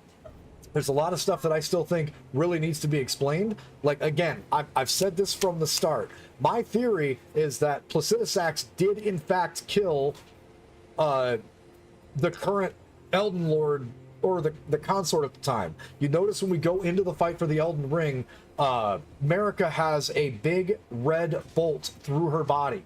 She was destroyed. Right? She was either attacked and died, and she broke the Elden Ring because the dragon got her, and that was the last saving grace to get back into dragons, was to shatter the Elden Ring and break all the rules, and that was her last going away thing. And then she just became one with the ring from that point forward. She didn't die a true death. Like the stuff wasn't broken all the way. Her spirit wasn't broken all the way. So she could remain with Radagon as the other section. That was her Hail Mary, was to break the Elden Ring and set everything to chaos, and then maybe one of her children could pick up the pieces, put it back together, and then keep the order moving. But I still think that's the biggest role that the dragons play in Elden Ring. I think either Placidus Axe, and then he went into hiding after that happened, or it was Bale the Dread. There's a lot of red lightning from him too. There's a reason why those humans are hunting all of those dragons. Punishment for something on this side. Same reason why the Hornsent are being punished over here, and in the lands between, they're being hunted mercilessly by the Omens. Like the Omen killers, and they're being put in the sewers and shit like that. Love you, good night. So there are parallels between both of these stories, and I think as we keep moving through, with the exception of the dragons themselves, because there's a lot of dragons around. Remember, there are more dragons clearly all over both of these areas than there are gods that are still hanging on. They're not defending them, right? They're defending each other most of the time. Unless it's that two on the top of that mountain that was just fighting each other. But I still think that that's actually what happened. I think the dragons literally put everything in their bucket. The ancient dragons went nuts. They attacked the city, and I think they got her. And then I think in the waning moments of her life, she decided to break the Elden Ring because she was broken.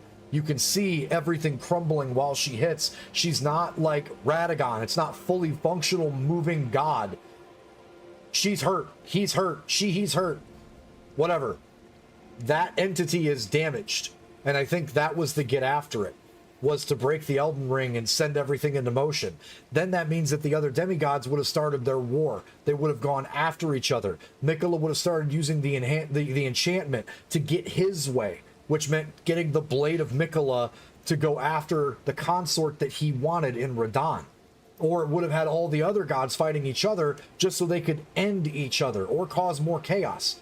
So yeah, there's a lot of parallels, a lot of tie-ins for a lot of this, and Nicola not actually being kind was kind of the trump card to make all of that work together and make a little more sense. We're going to talk more about this, and again, if you guys have questions, just stick them in the comments. I do read those every single day, but I've got a massive workload tomorrow because we're on a short week this week going into Happy Birthday America, and I'll also be off on Thursday. And then Friday will be pretty chill, so we'll probably sneak another Elden Ring stream in Thursday after the gym and the rest of our stuff, because Mel's off Thursday and Friday. As of right now, I'm only off Thursday, so we should be back Thursday in the evening, probably around lunchtime, my time, like 2 p.m. Central Standard. We'll jump in and get some more of this chewed up now that everything's all shaken up in the Shadow Realm now. But that's going to do it for me tonight, guys. Thanks for sticking around and listening to me babble about this game. And we will see you guys on the flip side. Until then, stay in the mix.